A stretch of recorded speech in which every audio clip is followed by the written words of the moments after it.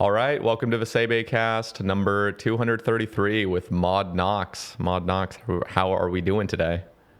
I'm doing very well, thank you, Sada. How are you? Pretty good.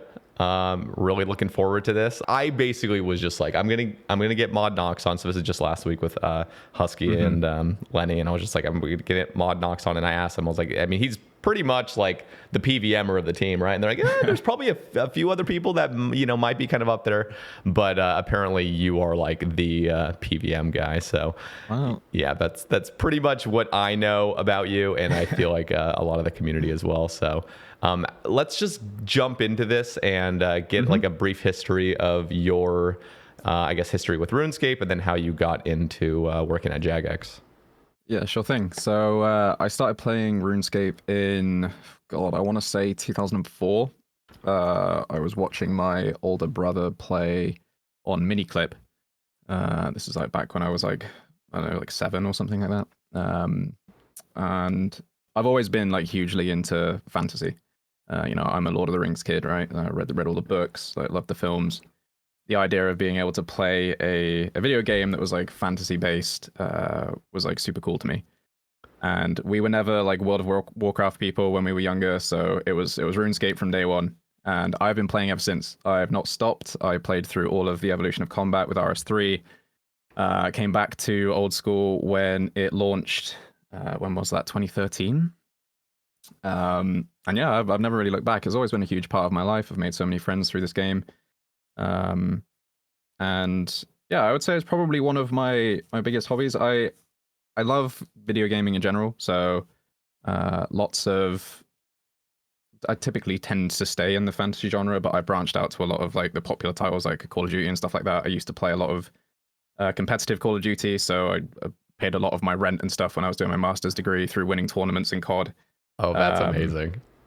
Yeah, so I have quite a broad spectrum of gaming under my belt.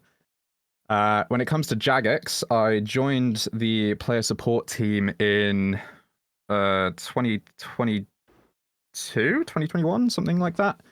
And I worked in the player support team for about a year and a half, and then I had the opportunity to move over to the old school team and join their QA department over there. So that's what I did just before Desert Treasure 2 came out. So Desert Treasure 2 was my first project that I worked on, and I've been working primarily on Varlamore ever since. Very nice. Certain aspects of Varlamore, like working on Coliseum, maybe like. Yeah. Or... So as you've alluded to, I'm kind of the PVM guy. Yeah. I don't know how many people know who I am, but I'm the only Grandmaster JMod on the team. I spend a lot of my time PVMing and trying to learn about advanced PVM stuff for my own gameplay as well as for my job. I thought it was really important for me to be able to understand a lot of these like HLC and game PVM concepts in order to actually try and create good content. So I set myself the goal of getting GM after I joined the QA team, got it pretty quick, and yeah, that's what I mostly do now, PVM stuff. Surely, like, the team can really values your one. I mean, just your insight into the game. I mean, I imagine, at least having somebody or like a handful of people there that really truly know the mechanics of the game can offer incredibly valuable insight to like PvM updates and things like that, or just the testing of it in general. Yeah, exactly. Like Husky and Lenny alluded to, there are a few good players on the team. One of the most underrated ones is Mod Saiyan. She's fantastic.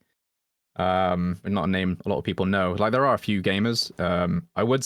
Not to blow my own trumpet or anything, but I would probably say I'm like the best player on the team. So I do quite often get asked to review PvM updates. Thankfully, I've had the fantastic opportunity to work on a lot of those endgame updates since I've joined. So the first thing I ever picked up were the Awakened bosses for DT2. After that, I did a little bit of work on Leagues before that came out, but then I moved straight into Varlamore Part 1, which is obviously the Coliseum. Then we've had Huey come out in Part 2, and then Part 3 I'm working primarily on the Delve boss. So a lot of stuff that I work on tends to be, I mean, Huey isn't endgame, but like a lot of the stuff I work on is like endgame targeted PvM stuff. I try and help out wherever I can with other teams that work on other projects that touch those elements. The one thing I haven't touched yet is Yama. I have tried my best to stay away from Yama because one of the downsides of being me and having my job is that I never get to experience new PvM updates when they come out. I'm always like testing them and stuff ahead of time. So with this one, I really wanted to try and stay away from it just so that I can have that feeling that you guys all get when a new piece of content drops, PvM wise, and try and figure things out. So hopefully I'll stay away from that for the next few weeks before that comes out. But yeah, I do get messaged quite a lot by members of staff asking me for my opinions on the updates they're working on if they are PvM related. That's honestly, like, I think that's pretty cool just to actually stay away when it's probably very easy to just like take a look and see exactly what's kind of going down. The temptation is always there. I've got to stay strong. But you are directly in the know with everything that's coming with the Delve boss, which yes, so many people are so excited about. I wonder how much of a role do you play in like the reward space? Good question. So obviously, like the way our teams are broken up is we don't really people call them devs, but they're not devs. They're designers. So we have a bunch of designers who are the people who do the majority of the like coding and things like that. And then we have QA who help out with the testing and also like, is it fun? Like that sort of is a really underrated part of our job, like making sure that like when I'm playing the Delve boss, like am I actually having a good time? When it comes to reward space, it's one of those ones where it falls primarily with the designers, but obviously me having a lot of experience with endgame content, if we're trying to make endgame PvM rewards, I am going to be involved in those conversations. So specifically, my involvement, I guess, was on like the second round of those rewards where I don't know, I'm sure people will read into this with the rewards, but I am a major at TOB. So you might notice that some of the rewards are pretty helpful for majors at TOB. They get a magic-based reward system. Probably be helpful to have like that 3-tick staff and things for Nilos. So yeah.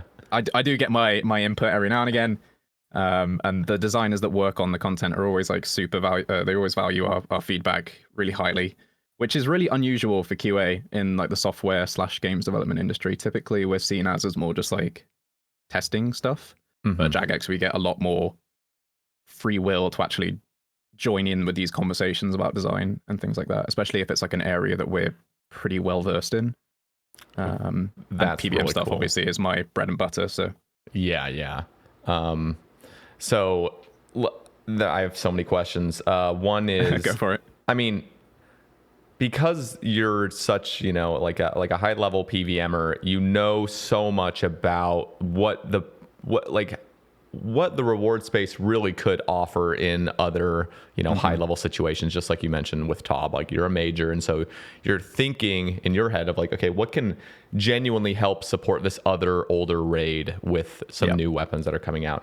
And one of the things I'm curious, I'm just gonna let it out right now because we have to talk about this, the Shadow, which is one of the most like controversial things or just weapons in the game right now, and it's just been having a lot of talk in the community on Reddit and Twitter of people thinking like, hey, what are we going to do with the Shadow? Do we need to do anything to it? Is this just going to be the way it is? Are we ever going to, change how this functions in general? Because it really does feel like it is gatekeeping a lot of other potential mage accessories and other mage weapons in the future. So I'm going to just broadly ask you, how do you feel about the Shadow currently? And have you had any ideas on your end of just like what we can do with it?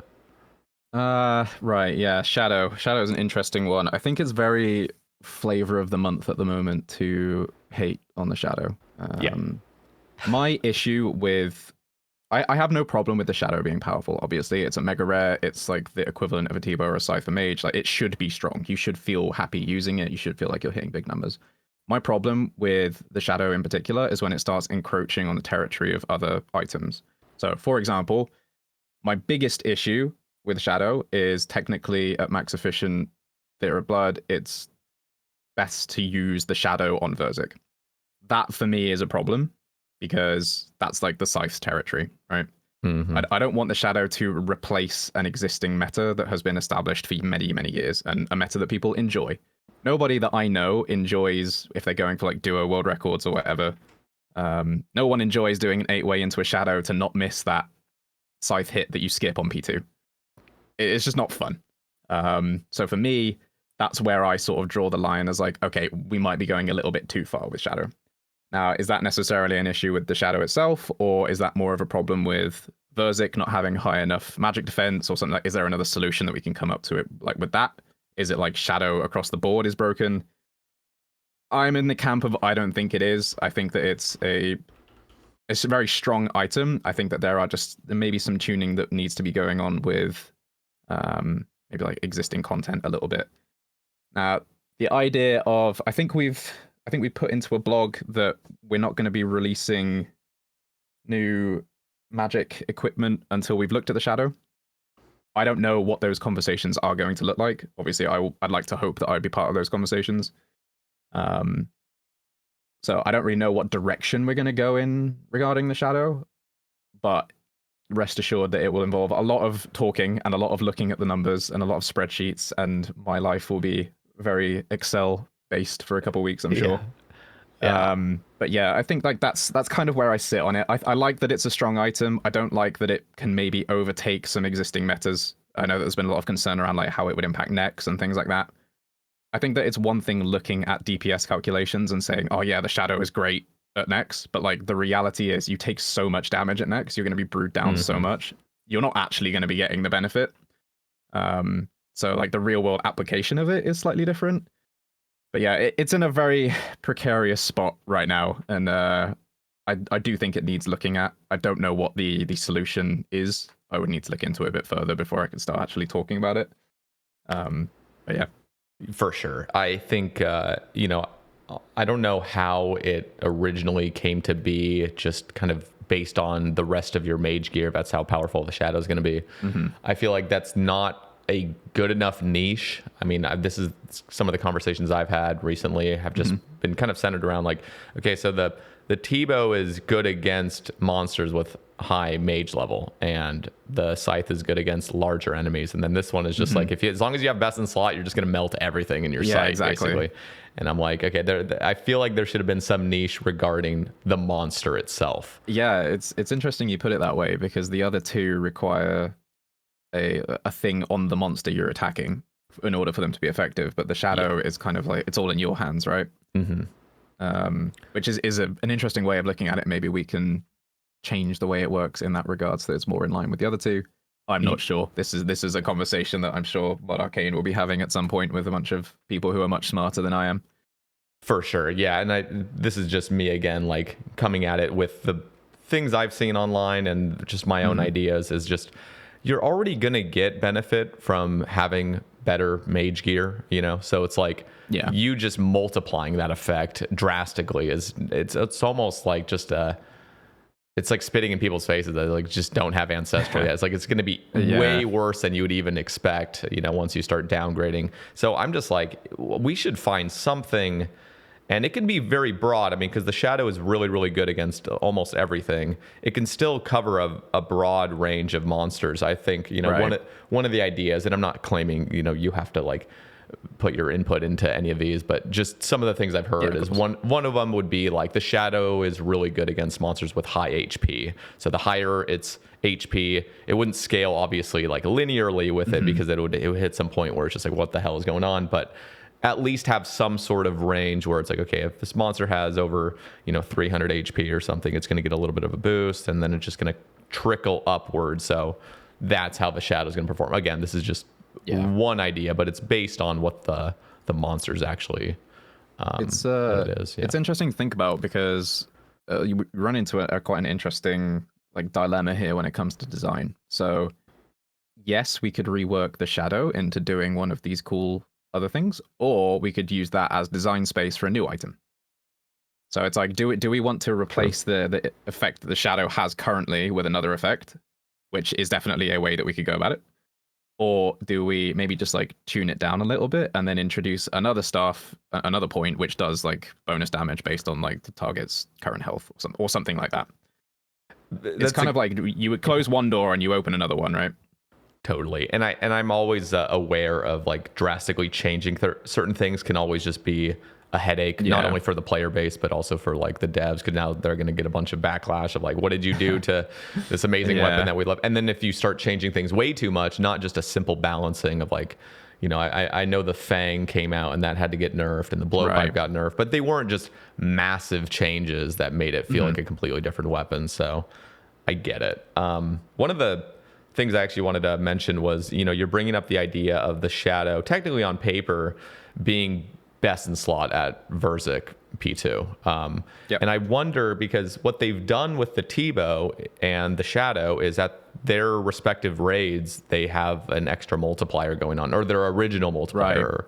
Well, I guess for the T-Bow, it's uncapped or capped at 350 or something like that. Magic level, whatever it is. And then the Shadow has the 4x multiplier going on in its raid. I'm going to preface this by saying I'm not a huge fan of weapons just having a random buff in a certain place. But because we've already kind of gone down that line, what if, you know, the Scythe had a similar effect where in the Theater of Blood, Scythe has, you know, an extra 5 or 10% extra boost going on, just kind of like invisibly. I would be very curious to hear what like the end game Theater of Blood community think about that. Because I would wonder if it would change any like ongoing strategies that would happen. In general, I think that like improving accuracy is a good thing.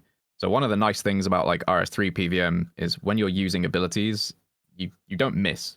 And no one likes hitting a 0. This is coming from someone that bangs my head against the wall trying to do Colosseum speedruns where every NPC in that piece of content has 1,000,000 defense. And sometimes something will be on like 5 health and you swing a scythe at it twice and it doesn't die. Like hitting a 0 is not really a fun thing. So accuracy in general, I think like bumping that up a little bit, probably not too big of an issue, but it comes down to trying to respect the existing space, I guess is the best way of putting it. I wouldn't want to upset the apple cart by like all of a sudden and I'm in the same boat as you. I don't really like the invisible buffs in certain places. I think if an item's going to be good, then that's cool. Like it has its uses, but trying to like force it into a certain area just seems a bit wrong to me. Same. I'd rather give players a bunch of tools and let them try and figure out what the most effective way of using those tools are, rather than being like, the Scythe comes from Theater of Blood, therefore the Scythe is the best of Theater of Blood.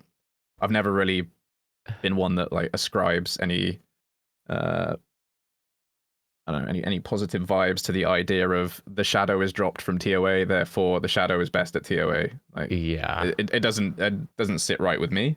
I feel like it's a bit limiting for a piece of content to have to be good at the content it comes from.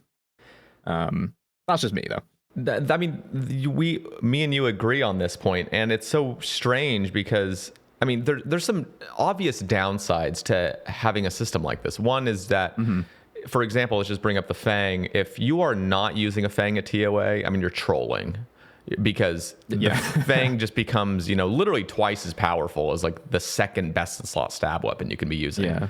Because it just has this insane invisible buff going on to it, and it's already a really powerful weapon. And I'm pretty sure the whole reason the Shadow got buffed in the first place there was just because like the T-Bow was outperforming it, which is another mega rare. Like what's the problem with? I don't see an issue with that personally. Yeah, but... and then I don't know, and the Shadow still would have been great at Akka butterflying, for example, and other places. So you'd still bring it, but then you would probably just for the last phase, depending on the scaling, use a T-Bow instead. Yeah, so I mean, like I said, I would rather give people tools and let them figure it out. And if the Shadow isn't like performing very well, then that's okay. It can perform somewhere else. Yeah, that doesn't mean that we won't ever make content where the Shadow is like good. And this is something that I think happened a lot with like the Venator bow. So when we first released the Venator bow, everyone was like, this is garbage. Like, it doesn't have a use anywhere. And nowadays, it's used in a bunch of places. Yeah. Like, it's fundamental to Colosseum speedrunning. Like, you can't do it without a Venator bow. So there's nothing to say, like, if we release something that down the line, there isn't going to be a very good use for it. Just might sit there for a little bit, or while people try and figure out things with it. There's always space for experimentation. That's one of the things I love about PvM in this game. Sometimes I'll just like wake up and someone's discovered some new tech involving a thing, and I'm like, oh, like that's cool. I never thought of that. Yeah, no, I mean we have so much complexity in this game. With how simple this game really is, there's obviously a lot of complexity. And you're right about weapons eventually having some used to it, and it's like, oh, okay, like this is actually good somewhere. Like Venator bow is extremely powerful. I mean, even just for basic Slayer, that almost feels like an RS3 weapon. I mean, not to use that, as like derogatory, like an RS3 weapon, but it's like it's cool. It's really, really powerful. And so let's switch gears slightly, and I want to talk about the Delve boss in particular, because it sounds like Jagex has been kind of, just for the last several years, experimenting with different ways of designing kind of high-end raids or bosses. I mean, we've seen with TOA, they have invocations. We've seen with Coliseum, they have modifiers.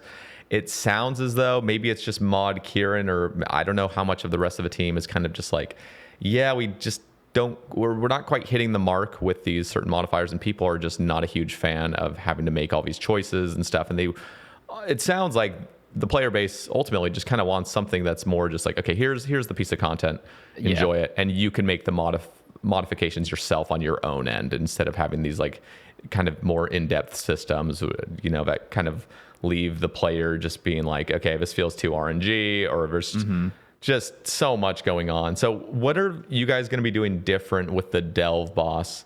And if you can just explain, I guess, a little bit of how the Delve boss works for maybe those that are unfamiliar.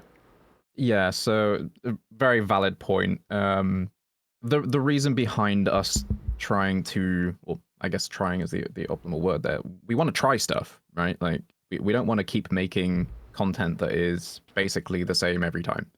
So we like using invocations or modifiers or whatever you want to like dress it up as a way to try and vary content. I think like one of the learnings that I've taken myself, and this is something that I have picked up from playing as opposed to like reading feedback and things like that, is I like when I can do things consistently the same. And I'm pretty sure that this is something that a lot of the RS community in general agrees with.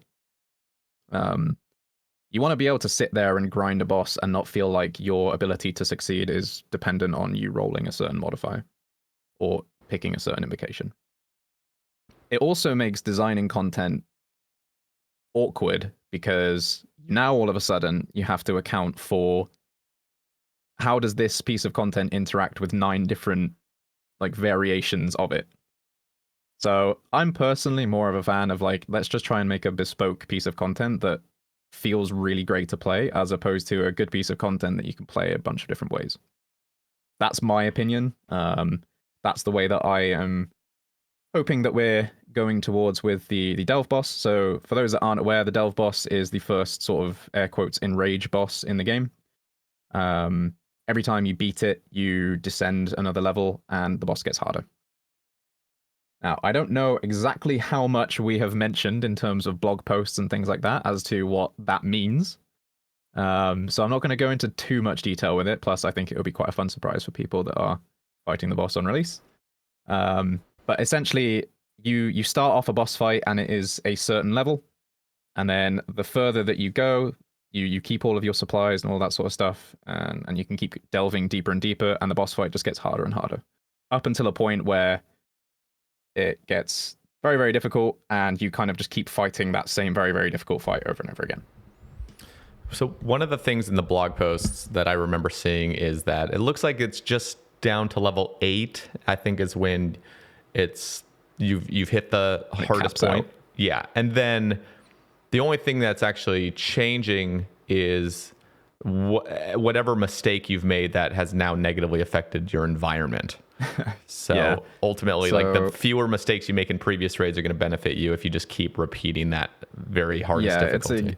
It's exactly that. The goal is to try and get to the deepest delve level possible and be able to maintain that. Like, it's not a case of like the Coliseum where you get to wave 12, you kill Soul, you claim your loot, and you leave.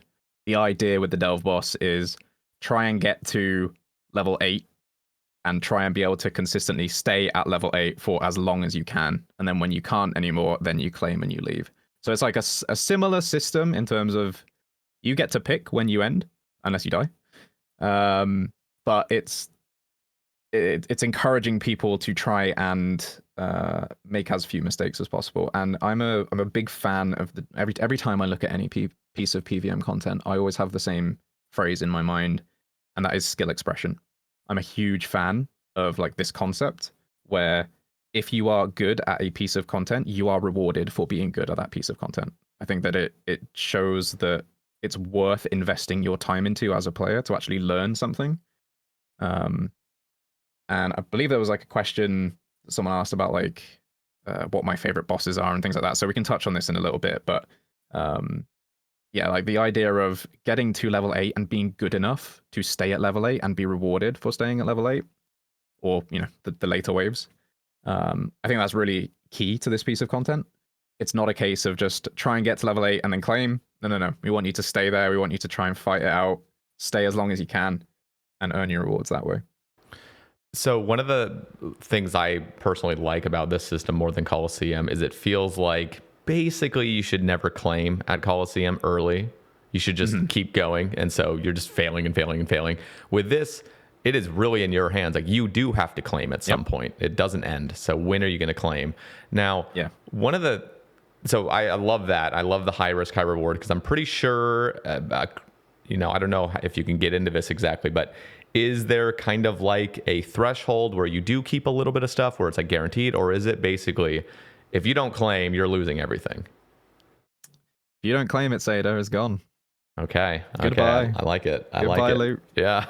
Because I was wondering if it was going to be like, I don't know, like what was it? Who Wants to Be a Millionaire? Where you have like these little like thresholds where at least you keep a little bit, you know, you're guaranteed. Okay. It's all gone. At least currently, it's all gone. Obviously, we're still in development of stuff. Things might change. The version of the boss that I fight is probably going to be very different to the version of the boss that you guys fight.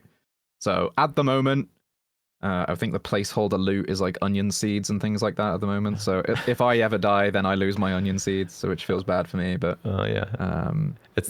hopefully it stays that way because I like the risk element. You know, it's you have to make a choice as a player. Like, do you back yourself enough to go into this next kill when your supplies are maybe looking a little dicey, or do you call it quits? So that is actually one of the questions I have is, you know, is this really ultimately just a supply manager where you're not going to ever be able to re-up and it's really just, okay, how much can you prayer flick basically? Or is it more like, okay, the environment's actually getting so crazy and there's some random elements that you really can't prepare for properly? I mean, that's another question I'm going to have later on is just your thoughts on RNG variability. Like, so for example, spawns of creatures, predictability of what things are going to be doing, or is, you know, because I personally see this predictability and anticipation actually is a really good feeling in PvM where you kind of know exactly what's about to play out. But yeah, there's two little questions for you. So I would say that it is so there are a couple of, like, we call them limiting factors. So there are a couple of limiting factors involved with the Delve boss. One of them is supplies, but there are ways to offset that within the fight. At least, again, big disclaimer: this is all currently the way it is. I'm not saying that it's going to be the way that it is on release or whatnot.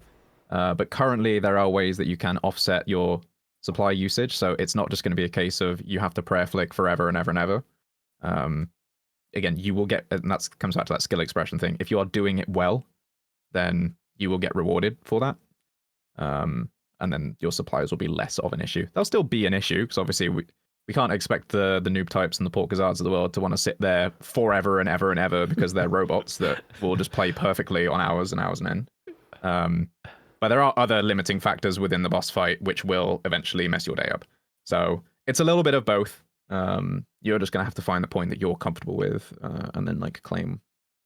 Okay, here's... as for your predictability question, I do think that both have their place. My favorite raid room in the whole game is Nilo. I think that when you are like doing max efficient Nilos and you know your spawns and you know your pre-fires, you know where you're supposed to be when, that is super fun. And when it comes back to that skill expression again, right? Like when you learn that, you get to demonstrate that you are a better like Nilo player than like the average guy that's just going in there and panicking and like clicking random stuff. So I love that element of it. However, I do think that the randomness it is important for some content, especially wave-based content, because otherwise it's exactly the same. I think it works at Nilo because the rest of the raid isn't just about waves. It's like a small part of the raid. If you knew the Nilo boss would always cycle in the same cycle, then that would get a bit boring. So I think when it comes to like wave-based content, having some of that randomness is good because it keeps you on your toes. It means you have to think on the fly. But in terms of other pieces of content, it's like which shoe fits, right? We can try it. We can try fully random Nilos, or we can try fully predictable Monkey Room in TOA. Sometimes it just feels wrong to have one or the other. So I think both have their place. Personally, I'm more of a fan of the predictability side of things. I'd rather have my randomness in other ways so that I can do some more reactionary stuff. I feel like that feels a bit better. But yeah. Yeah, you definitely have to have that balance. I think Inferno does it pretty well, where you know exactly what's going to come, but it can be in different places. Exactly. But yeah, you're right about the wave base, especially something that can be seemingly endless. There's got to be some randomness to it, or else it's just, okay, click on this tile at this tick, click on this tile at this tick. Yeah, exactly. There's a term used in RS3 called spreadsheet PvM, and it's something that I hate and I would really like to try and avoid in old school PvM. The idea being is that everything is so mapped out. You use this ability rotation, and then you use this ability, and then this one, and anything else is just incorrect. It's like, this is the optimal order of you using your abilities and you using your specials and things like that. I don't really like that, and I don't think it would ever happen in old school because of the way our combat system works. But when it comes to like the mechanics side of things, if everything is always just perfectly mapped out, it kind of just becomes an RNG game at that point, where it's like, do you hit the thing or not? And there's less of the... Your autonomy as a player is kind of taken away a little bit, because you feel less like you're engaging with the content and more like you're just following an order of steps. Like, step 1, you do this. Step 2, you do this. Totally. It's like completely solved. Yeah. Yeah, exactly. Okay, so what about if you want to do the delve boss beyond 6 hours? Are you going to allow players to log out and log back in? That is a good question. I can't actually remember how the log out function works at the moment. I'll have to double check that. But I think that it would be totally fine to allow that, if I'm being honest. If you can stay in there for 6 hours, then hats off to you, because I can't. I'm very consistently beating the delve boss at the moment, but I don't think I could stay in there for 6 hours. Okay. So, well, unless you're just going to take your dear sweet time between the waves or whatever. But yeah. Yeah, that's a one for me to go away and have a look at, see if we can. So, yeah, I mean, because I imagine, let's just say people are doing it for even a couple hours. I imagine there's probably going to be a point where you're like, okay, I got to pee. And exactly, yeah. So there is it doesn't like automatically start. It's kind of like the Colosseum where you have to decide, okay, I'm starting the next level now. Okay. So you will be able to pee, don't worry. It's not like the Inferno where it's kind of just like go. Yeah, I mean, what about? I'm pretty sure in the Colosseum you can't log out or hop worlds during it, or else you just lose everything. So what was the design choice behind that? I think the idea behind the Colosseum is that because it is such a shorter piece of content compared to something like the Inferno, like if you're good at the Colosseum, you can do the Colosseum in like 20 minutes. So if you sit down and decide I'm doing the Colosseum, and within that 20 minutes you desperately need a pee, then I don't know, that's kind of on you, man. And you can wait between the waves if you want. So there's also that where like you don't have to start the next wave immediately. Whereas like with the Inferno, it didn't launch with the functionality to be able to pause a wave and log out. That was something that I believe we added later. But yeah, so with the Colosseum, you do have to click the start thing. So if you do want to get up and stretch your legs or whatever, like you do have that opportunity. But it's also a shorter piece of content, so it's not designed for you to be in there for like an hour and a half. I wonder, did any of that design choice, I don't know if it's even design choice necessarily, just kind of like a limitation, but I wonder because with the Inferno, because you're able to log out just indefinitely, there's been now some glitches where you can just keep logging out. And this is more for like the low combat people, where they can just predictably know exactly what's about to spawn. Whereas in Colosseum, I mean, you're in it and go. There's no logging out, glitching it. It's so do you think that had any like role to play? It's not something that I thought about. It might be something that what's his mod name? See, this is the problem. I'm so used to calling people by their actual names. ModMac. I'm sure it's something that ModMac would have thought about. But yeah, not something that I considered. Okay. Yeah, I think one of the only reason I kind of have a problem with it is just because my computer blue screened in between waves. Oh So no. I was like sitting, you know, and I was like adjusting my Bluetooth, and for some reason the Bluetooth like blue screened my computer, and I logged in and I'm like, yeah, we had to go back to the beginning. I'm like, oh, that sucks. That like I'm literally in a pause, and like why couldn't it just log into that point again? But I get it.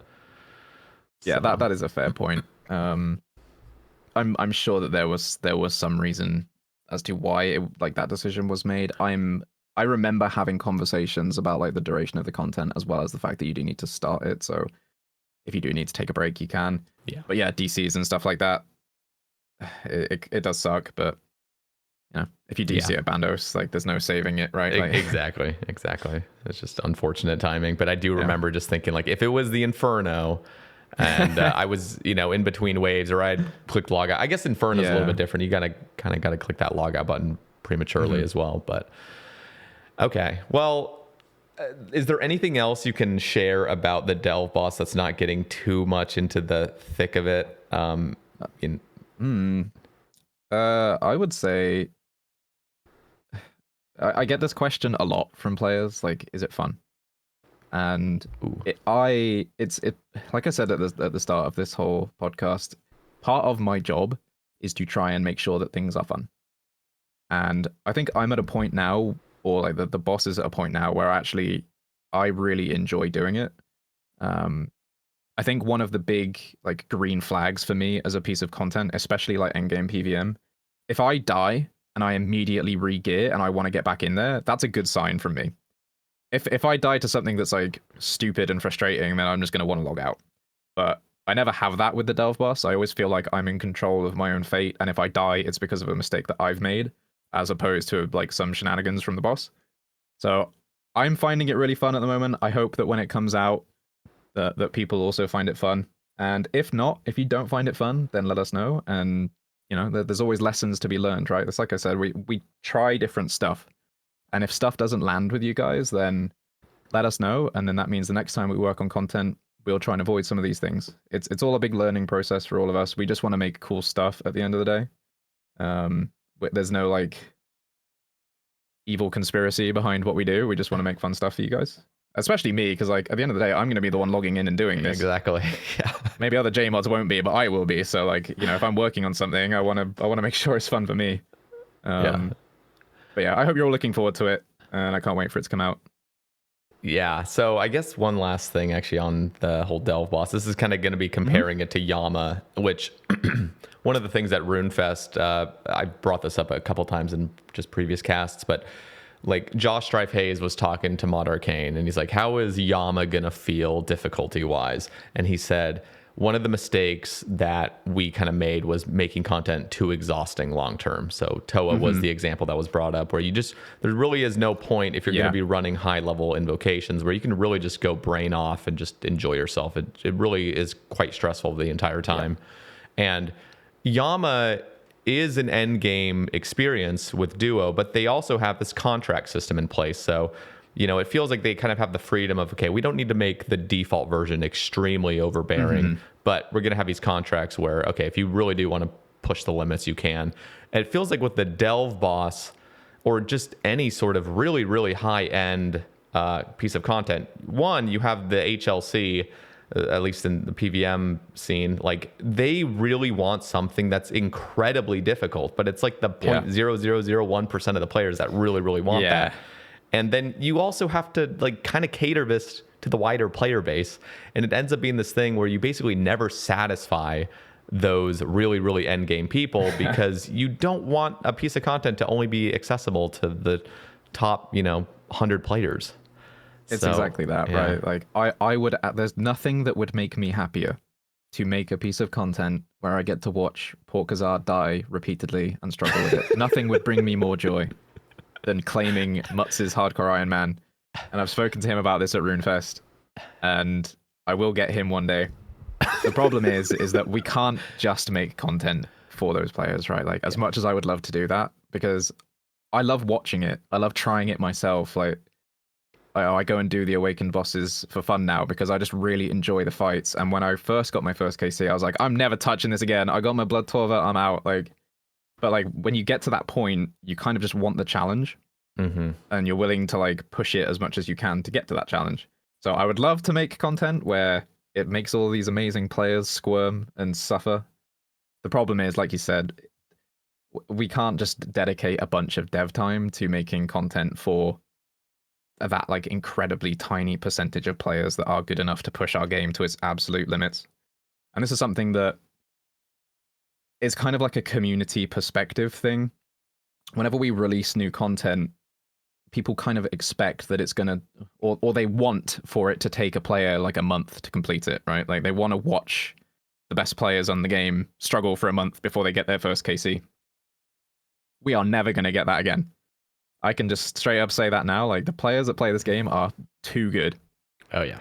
And I can sit there and I can try and come up with some devious stuff, and I can like work with the designers and we can try and create some really insane things, but players are just too good. So most stuff gets done within first couple of days these days, and so long as it causes some people some mischief, I'm more than happy with that. But yeah, I think it's one of those things that people need to sort of readjust their expectations, because over time the game just gets solved. There's only so much that we can do.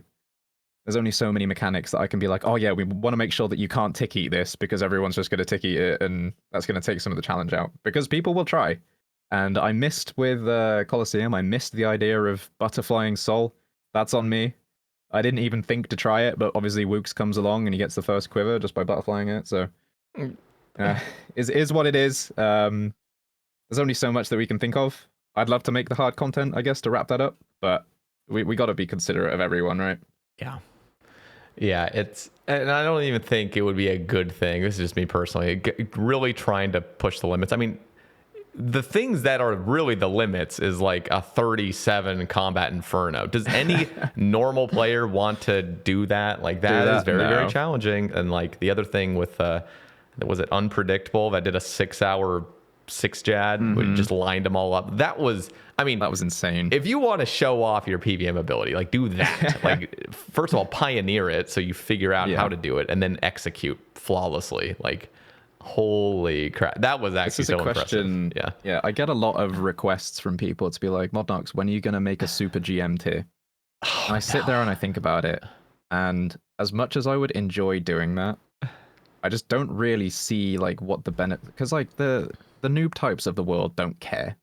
Like, he doesn't care if there's an in-game thing that says that he's a super GM. He knows he's a super GM. He knows he's brilliant at the game. Yep. He doesn't need like a little in-game thing to tell him that. Everyone knows that he's amazing.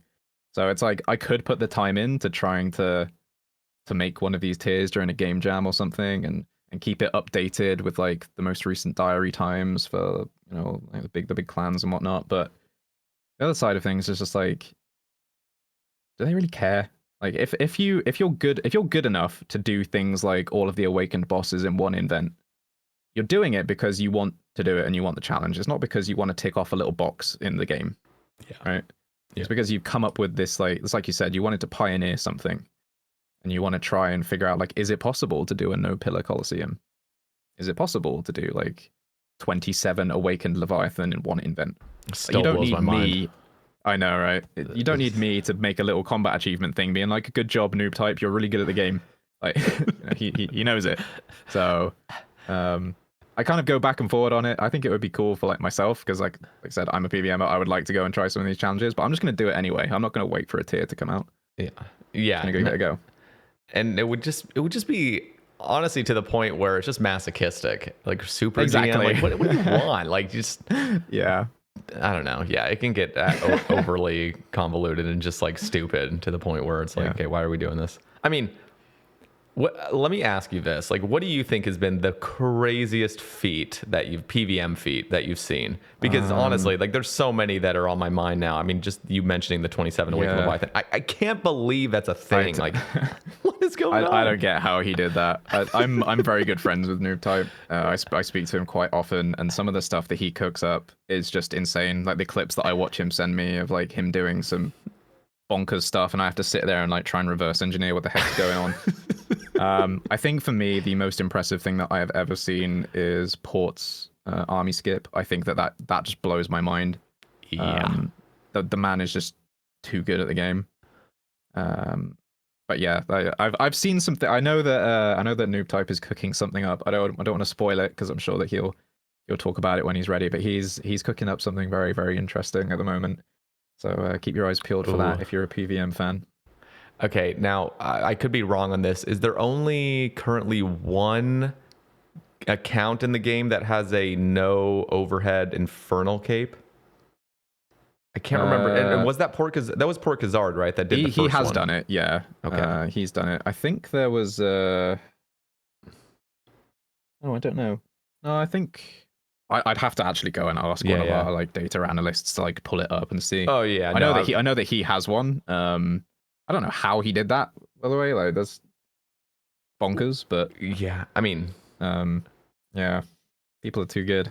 Yeah. So what I'm just waiting for is the one prayer, one defense infernal cape, because I'm pretty sure what he had. I'm pretty sure he had like 30 something prayer, just not quite enough for the overheads, and then he had some defense as well. I'm pretty sure on the account, but like I want to see.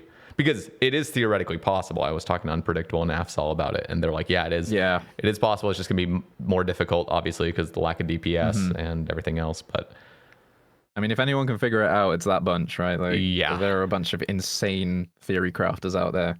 The Septembers of the world and things like that. So I'm sure that they would cook something up. And this is the other thing. Like, if I were to come up with a super GM tier, like, I wouldn't be able to be creative enough to create these challenges that these guys could come up with. So like, what's the point, right? Like, I would never have. You could have given me 100 years. I would never thought that anyone would be able to do 27 Awaken Leviathan in one invent. I would never. They would not have been possible in my mind. I know. I know. So if they want to keep cooking, then please do. I'd love to also do like a me PvM challenge where like I set a bunch of like really difficult times, and if you complete all of them, then you win a thing from me or something like that. I think that would be like a really fun community thing, rather than like having it as an actual tier in game. Maybe like a yearly like Modnox PvM challenge type thing. That would be fun. But yeah, I don't think that there would ever be like an official tier in game for like Super GM or whatnot. Yeah. So this is actually one of the Twitter topics. This is kind of a little bit off of what we've been talking about, but it reminded me of it thinking about it, like an account with one prayer, one defense, and having an infernal cape. And I've been watching Rendy's series of his account that has he's basically the only, what is it, level 3 account or something like that that has like just a bunch of different things that are going on, and he finds these abusable tech that he can abuse. And this is actually something going on with like the stackable clues as well that's going on, which is some Snowflake account builds are worried that if you take away what the current system is with clue scrolls, that you are now fully gate kept from achieving these other things that other level 3 or other Snowflake accounts have gotten. And so let me read this, and then I'll have you just kind of share your thoughts on it. So OSR's Lamp asks, as a clogger, are there any plans to address ruined integrity of clogging on limited builds?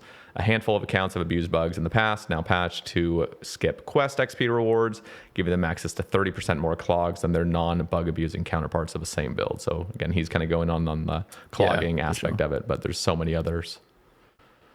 Yeah, so in terms of are there any current plans, I'm not aware of any, but then again, I wouldn't be. Like I said, I'm doing QA for Valamore, so if you do have like genuine concerns about that sort of thing, I would just really highly recommend going to try and talk to one of the members of the community management team. So whether that's Aiza or whoever it might be, they're probably your best bet with trying to like work on some of this stuff. It definitely sucks. Like I totally get it. Like if you are part of a community, and it seems like I don't know how big the limited account collection logging community is, but it seems big enough for people to want to actually bring it up as an issue. I don't know, if I'm being completely honest. I have no idea what the optimal solution for this is. Is it to take away the collection logs from people who have bug abused to get them? That would probably be the way that I would go about it. That does feel a little harsh, though. I don't really like taking things away from people, especially if they've earned it. Even if it was due to like an existing bug that allowed them to access some content, they would have had to do the content anyway to get the stuff. Obviously, if you're bug abusing and you end up with like a max collection log because of a bug, then like, I'm going to get rid of that, right? Yeah, of course. But if it is a big enough issue for that community, then definitely should be something that we look into. Like I said, I don't know personally what the answer would be or where it would fit into our roadmap. I'm obviously just very, very like hard stuck busy on Varlamore currently, so it's not something that I could personally look into. But if it is something that you feel warrants some wider discussion, then please do just like reach out to our CM team, and I'm sure that they'll be able to have a conversation with you. Yeah, that was. Yeah, I mean, you're clearly just not involved in that directly, and I'm pretty sure almost nobody would have a clean solution to any of this because I don't think so. this game is so It jank. sucks for everyone, right? Yeah, it does. I mean, I'm just thinking of, the juggling clues that's been out in the game for a year, and now Jagex seems, and we're going to see in the next, several days, maybe up to like a couple weeks, of what their new, statement is on stackable clues and the proposal they have going forward. But I mean, it is just such a controversial topic because so many people love the juggling tech because it just allows so much freedom and it allows you to bypass really annoying things with clue scrolls and allows you to complete them quicker. But there's also a few downsides, which is just the juggling. But now you have people genuinely, and like a lot of people in the snowflake space, but even those that are just maxed cloggers that are just, we can't change this now. Like we've had it in the game. And so, yeah, it's rough to figure out the cleanest solution for something when like it comes to clues. I mean, my personal stance on the clue thing is, why can't we just have both? So if you want to juggle, then you can. But if you can't be bothered to juggle, then you get a cap of however many clues it is. I'd personally like to tie it into the clue rank system. So I don't know how many people know about this system, but if you go to the board next to Watson, you'll be able to check and see what your clue rank is, and it's dependent on how many clues you've done. So I'd kind of like to rework that a little bit and be like, right, okay, if you get the legend clue rank, then you can stack more clues or whatnot, just to like reward people for actually engaging with that content rather than just being like, right, everyone gets a flat cap of this amount of stackable clues. That's probably the way that I would look at doing it, but like I said, not my project. I'm sure that the people working on it are taking all the feedback that you guys are giving, and they'll cook up something that works for everyone. Just make sure that if you are giving feedback, just be kind about it. Like, at the end of the day, we are people. And I've seen some of the comments on like the Twitter posts and things like that about, like it gets a little mean. A little? Yeah, no, people I'm trying to be, it's bad. If you want us to actually listen to feedback, then just put it in a way that is digestible and a way that isn't going to make us want to, not engage with your feedback. Like if you're someone that is constantly flaming members of staff, being horrible, then as much as your feedback might be entirely like valuable for us, it's just not something that we particularly want to read as members of staff. Like I said earlier, we just want to make this game fun. We want to make fun content, and we want to like try and sort out issues that people are having. So if you have feedback, just give it in a nice way. We will listen. That's the whole point of like why we do polling, and we have like such an amazing CM team that reach out and try and collect as much feedback as possible. Just treat them with some respect is all I ask.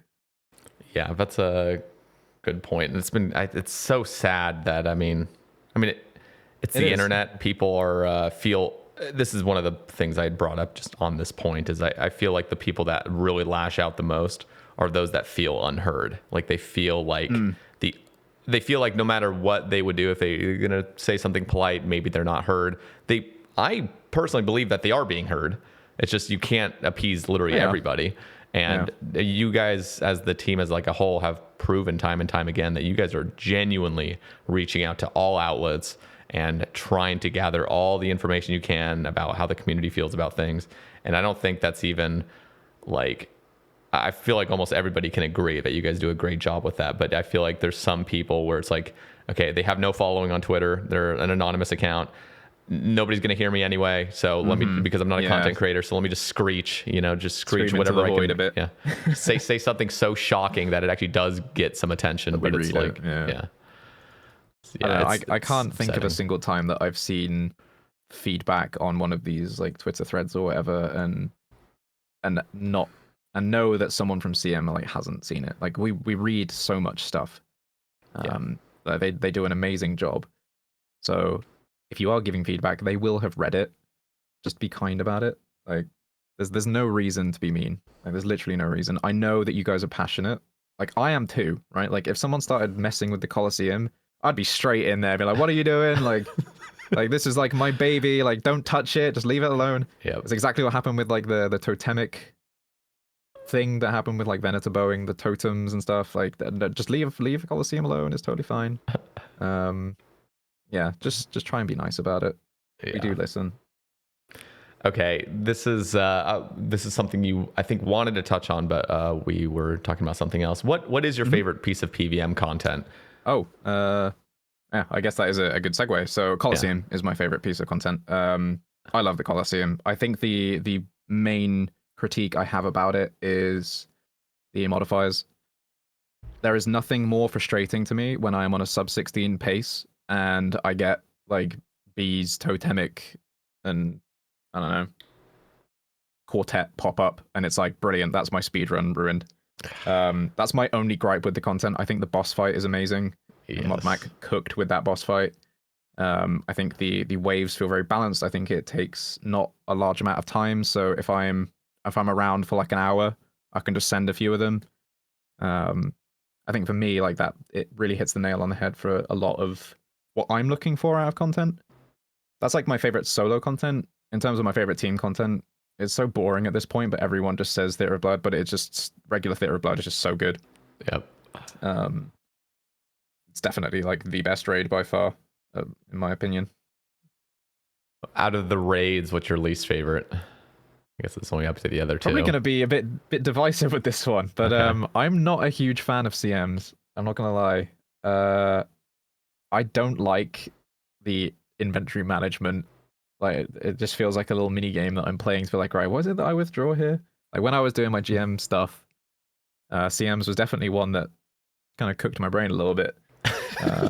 Even though the solo time is so free, but I was just standing at a bank for like 2 minutes. Like, what the hell do I withdraw? Like, I forgot what room is coming up. Like, it's one of those ones where, like, once you get it down, then you get it down. It's fine. But yeah, I would probably say that at the moment, Chambers probably my least favorite.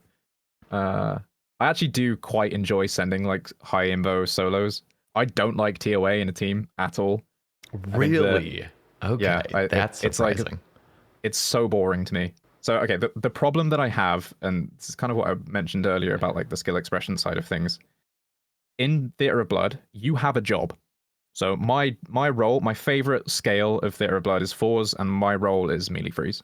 So I know when I'm doing max efficient Theater of Blood with my team, I know what my job is, and I do all of the things that my job requires. And when I PvM with the same people over and over again, I build up that synergy with my team. So, for example, I know that my South Mage, every time that we get into Nilos, he's always going to miss his 21s. Sorry, Grant, for throwing you under the bus. But he always misses his 21s. So I always know, like, I got to be ready to catch the barrage on the 21s for the Mage side. Just in case. I love you really, Grant. I'm sorry. But, like, it's one of those things that, like, over time, you have your role and you learn and you get better.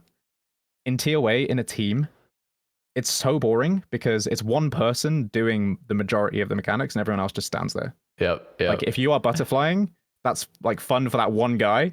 Everyone else in the raid is just stood there. So it's just like what am I doing? Same with like Baba. If you're not the one red Xing, then you're just stood there. Yep. No, that's why I like team. I mean, I soloed all my I soloed all my purples on Sae Bae on the old iron. I've been playing this new iron lately, but I ended up just genuinely despising the place because of how many like solos I had just run, because I was so into the idea that like solos are going to be the enjoyable thing, and you know, I don't want to see a purple sniped from me. So in the end, it worked out great. But I will say, I mean, when I'm doing the team raids, I think it's also kind of the mindset. I think if you have more of a relaxed mindset where you really just are in there for the purples, sort of, not really for the experience of it and really like challenging yourself, because I can definitely get it. Like, the solo experience is going to be you are dealing with everything, and there's so much more pressure and challenge. But man, when you're just there for the purples, it's like those teams. you can't beat the teams, or you're just chilling out with the boys. Just constantly seeing a drop. Yeah, it's fun. I will only go into TOA if I'm doing like like my brother and like one of my best friends is like, yeah, do you want to just like run some threes for fun? Then like it's fine. Yeah. But if I'm actually doing it for money or because I want like a bit of a challenge, then yeah, I'm not doing anything other than solos. And solos can be like very frustrating, right? Because like you're saying, you never get to turn off. There's not really anything that's like too mechanically challenging about solo TOA, but if you miss a tick when you're red Xing, you're just gonna get punched at 50 and you're gone. Or like you mess up your butterfly and he just switches to the next combat style for no reason. Or you drop an orb, but like there's so many ways to just get like one shot in that raid where it's kind of just like you need to be focused. It's not particularly challenging, you just need to stay focused. Yeah. Which is very draining. But I can imagine that like team CMs as well would be something that I would enjoy once I start building up that synergy and have a role and start working on it in that way, in the same way that I do with Theory of Blood. I'm just not really like too experienced with CMs. It's not something that I particularly enjoyed, so I never bothered really learning a lot of the team stuff. I would love to. It's just at the moment I'm working on other stuff, and when it comes to CMs, I will do it if I have to, but it's never really a piece of content that I want to go out of my way to be like, oh, who wants to like go do some CMs? Yeah, no, I think it was something like you had mentioned before where like you want to reward people for mastering a piece of content. I think CMs is exactly that, where it's like, man, it is so hard to get into because it's just what is going on. There's so much inventory management, so much like, it's a lot going on. But once you've mastered it, you see the people that run CMs all the time. Oh, yeah. They're obsessed Super with impressive. Yep. Let's talk about combat achievements. Which is obviously you are let me clarify this. You are the only JMod with a Zuck helm. Is that correct at the moment? Yes, that is correct. That's impressive, man. So what was the, just to start off the conversation, what were your favorite parts of combat achievements? I guess the actual tasks, and what were your like biggest gripes with it? So I decided when I was moving to QA that it would be useful to have someone on the team that had done them all. I've always considered myself a good PvMer. I just never bothered to actually go and do the CAs. So when I got my move over to the QA team, I was like, you know what, like it's a pretty good opportunity for me to just like do this, and at least that way we can tell everyone on Reddit who complains that we never test CAs and stuff like that, like, actually, yeah, I've done them all, so it's fine. In terms of like what my favorite part of it was, I think for me it was forcing myself to learn content that I'm not too comfortable with, and I think this is like a big draw of the combat achievement system.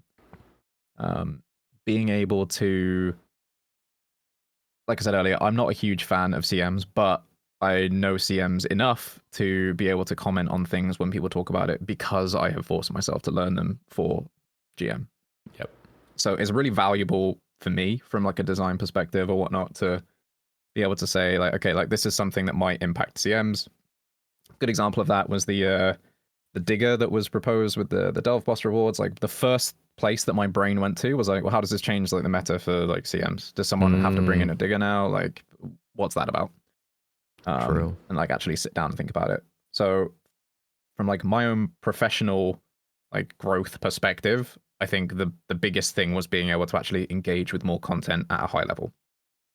The things that I found most annoying about it, I don't think that KC tasks are actually an indication of anything.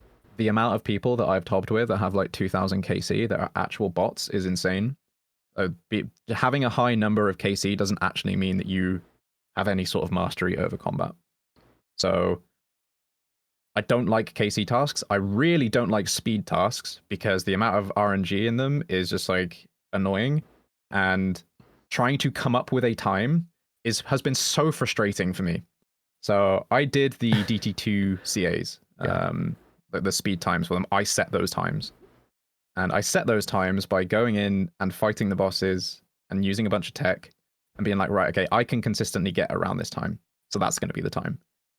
We released those. Everyone immediately says that they're impossible, that like all of these things. And I'm sat there like, well, I did it. Like, and I'm not the best. So surely you guys can do it, right? And then the exact opposite happens when we come to like Colosseum time, where rather than me setting the time, we go for like a more data-driven approach to be like, okay, average completion time of Colosseum was around this mark. like this is like the upper end of that mark. Like let's pick some times based on that. And then within like 2 or 3 months, the metas get absolutely warped, and everyone is now getting insane times, and the GM times look like a joke. Yeah. So setting times is always really, really annoying and a massive challenge. Either we do it the way that I did initially, where it's kind of just like I set the time based on like things that I can do, or we use like a more data-driven approach, and then it's kind of just like up to the community to like figure things out. Either way, it causes frustration, and I don't like that. But yeah, I would say that those are like the two biggest things for me. I don't like KC tasks and speed tasks. It's just like too much RNG. Yeah, you know what? It's funny because I mean, I think the DT2 bosses dropping initially was definitely the biggest headache for people. It was just like, okay, like we have to do this. Personally, by the end of the day, when I completed all the DT2 speedruns, I was like, that was fun. Like that was genuinely That's fun. what I'm saying. Because like it's so that's why I'm like, you know what? The speed tasks are actually end up being the most fun, but I think I'm also kind of jaded because I don't know how difficult those things would be without absolute max stats, without absolute max gear. For sure. You know, because as soon as you don't have the absolute max setup, I could definitely see this being a little bit more obnoxious. I mean, people without the ZCB, for example, that were trying to do like the Whisperer attempt. I mean, the Whisperer, I think, was definitely the most difficult. I mean, if you don't have a shadow and you don't have a ZCB, that's like, the thing. Good luck. I mean, holy hell. My counter to that would be if you're going for GM and you don't have max gear, then like that's kind of on you, right? Mm-hmm. The one thing that I genuinely do think I was a little bit too harsh on was the limited account build community. So people that have like Zerker accounts and whatnot. Yeah. Maybe for them, those times are like really unrealistic, which is probably a failing on my part for not really like considering that too much. But I would expect if you're an Iron Man or a main that's going for GM that you probably have mega rares that like you know you're comfortable enough with combat to actually go for it. So I don't feel too bad for those people. And people always bring up the Whisperer time and say about ZCB. I did it without a ZCB. You guys can do it without a ZCB. It's totally doable. Yep. You just gotta tech it, you know. Yeah, one of the speedruns I think I loved the most was the Vorkath speedrun because I was watching Mulgoat Kirby's guide, and it was just okay, you do this all in the same order, and this is going to be like your best chance at getting the time. Yeah, and that was fun to have a formula.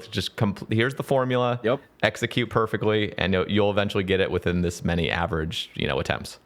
I loved that. I definitely relied on Kirby's guides for Gauntlet. I hated my Gauntlet times. I mean, the regular Gauntlet one was fine. I struggled way more with CG than I did with regular. I don't know about you. So it seems like someone has one that was always more hard than the other. I'm trying to remember which one was more difficult. I think it was the basic Gauntlet that was more difficult, actually. Yeah.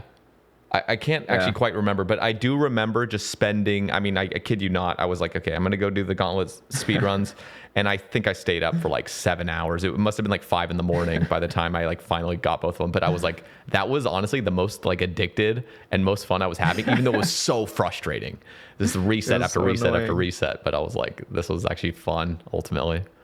And then like last week I was doing a bingo and obviously I was preloading a CG chest and I got like 2 seconds off of GM time while I was just like reclined preloading preloading my CG chest. So it's like over time, like I'm telling myself that I've gotten better and like it's fine. But when I was going for GM, oh my god, those ones were pain. Yeah, one of the most difficult times to set I can imagine are just the shorter fights, like the DT2 fights. I mean, when you have max gear and you're running Duke, you're just gonna start owning that GM time just for doing nothing. I mean, you can miss your specs and everything, and then your just scythe goes off, and it's like, oh, okay, I just got GM time randomly. I wasn't even trying. So I think with those ones, it really, I think the most frustrating thing about it was just people trying to reobtain their Zuckhelm right then, and so it's like, okay, try to just squeeze in this RNG like right now. Whereas over time, you're just gonna get it naturally if you have max gear. Yeah, it's like I've spent an hour trying to get this speed time. Like, why don't I already have my helmet back? And it's like, well, yeah, it doesn't. You don't have to get it back right now. Like, what is so crucial about you having it right now? I did write I guess I was like interviewed for a conversation about combat achievements back in October last year in the Gillinor Gazette. So if anyone wants to actually know more about like my thoughts on CAs, then that does exist if people want to read it. But yeah, I kind of go through a little bit more in detail about like the percentages, about like who I think should be able to get times consistently. I would say like a GM time, if you are like a new GM, you should probably get the time about 60% of the time if you're using like a lot of tech. That's kind of what I aim for when I was setting those DT2 times. Like, was I able to very consistently get like a sub 50 Vardorvis? Like about like 60% of the time if I was like really locked in and trying to tech as much as possible. Okay. That's kind of like the threshold that I use personally. Yeah.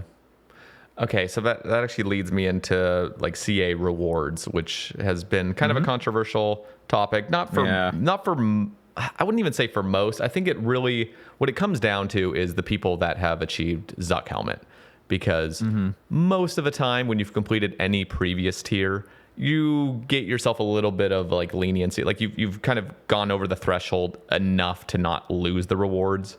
However, that still does happen to some people where they've like achieved their hard helmet or whatever, and then a new update drops and then they've lost their rewards. Yeah.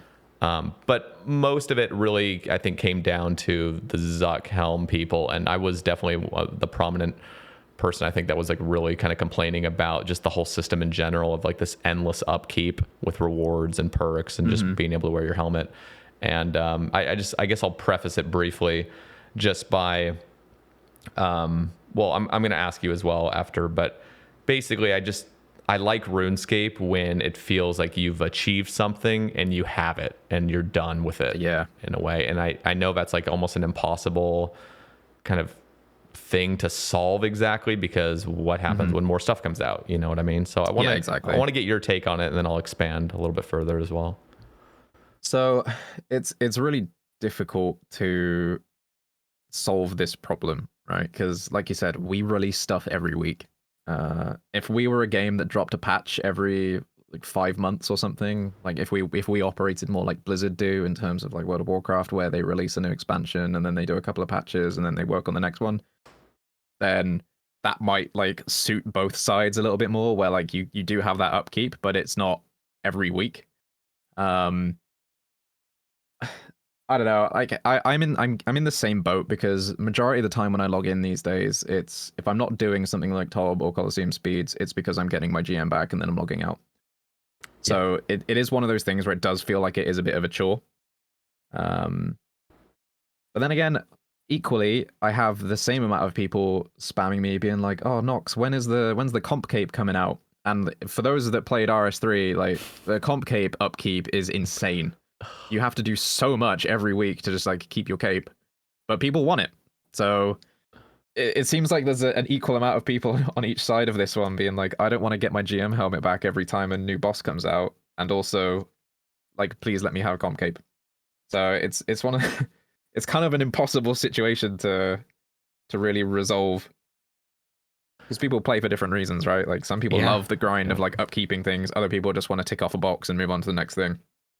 Yeah, I would like to imagine that most people are in the camp of not wanting to upkeep things indefinitely, but you are right. I mean, some people just play the game differently, and I think when it really started annoying me was like, you know, the 13th time there's new CAs coming out. Like, just like, okay, like, I mean, it's fine when it was the second time or the third time, but then it's like, okay, it just feels like every 3 months and it's just back trying to reobtain these. And the perks are really good too. I mean, the 2-minute thrall timer is amazing. So good. The unlimited tellies with the, you know, Gommel's hilt and everything. And then obviously the Zuck tasks if you're in Inferno. And this is months of thinking about this and talking about it and hearing other people's things. And the position I now hold, like if I could design the game just how I want it, it would be, as soon as you've done any of the tiers up to Zuck Helm, as soon as you've achieved it one time, wherever the threshold is at that time, you've now permanently unlocked the perks and everything else that comes with it. Right, I see. And the only downside to that, which I'll address, is like, okay, what about... It mainly comes down to Zuck Helm, which is the only... Because anything else previous to it, like, okay, who really cares if you drop below the Verzik threshold again. Like you've still achieved master at one point. If you're not going to upkeep them, well, first of all, naturally, you're probably going to upkeep them. You're just randomly going to get some tasks here and there, I imagine, if you've already gotten to that point.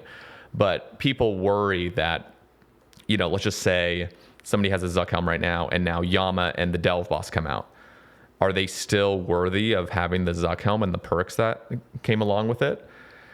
And I think, personally, yeah. And I think the only different change should be is like some trimmed variant of the Zuck helm, like the glowy eyes. I think the glowy eyes only signifies that you are actually up to date with it, current with it, right? Yeah. And people will still think like, okay, well, that's unfair to the people that now have to achieve everything, whereas people months back didn't have to do that.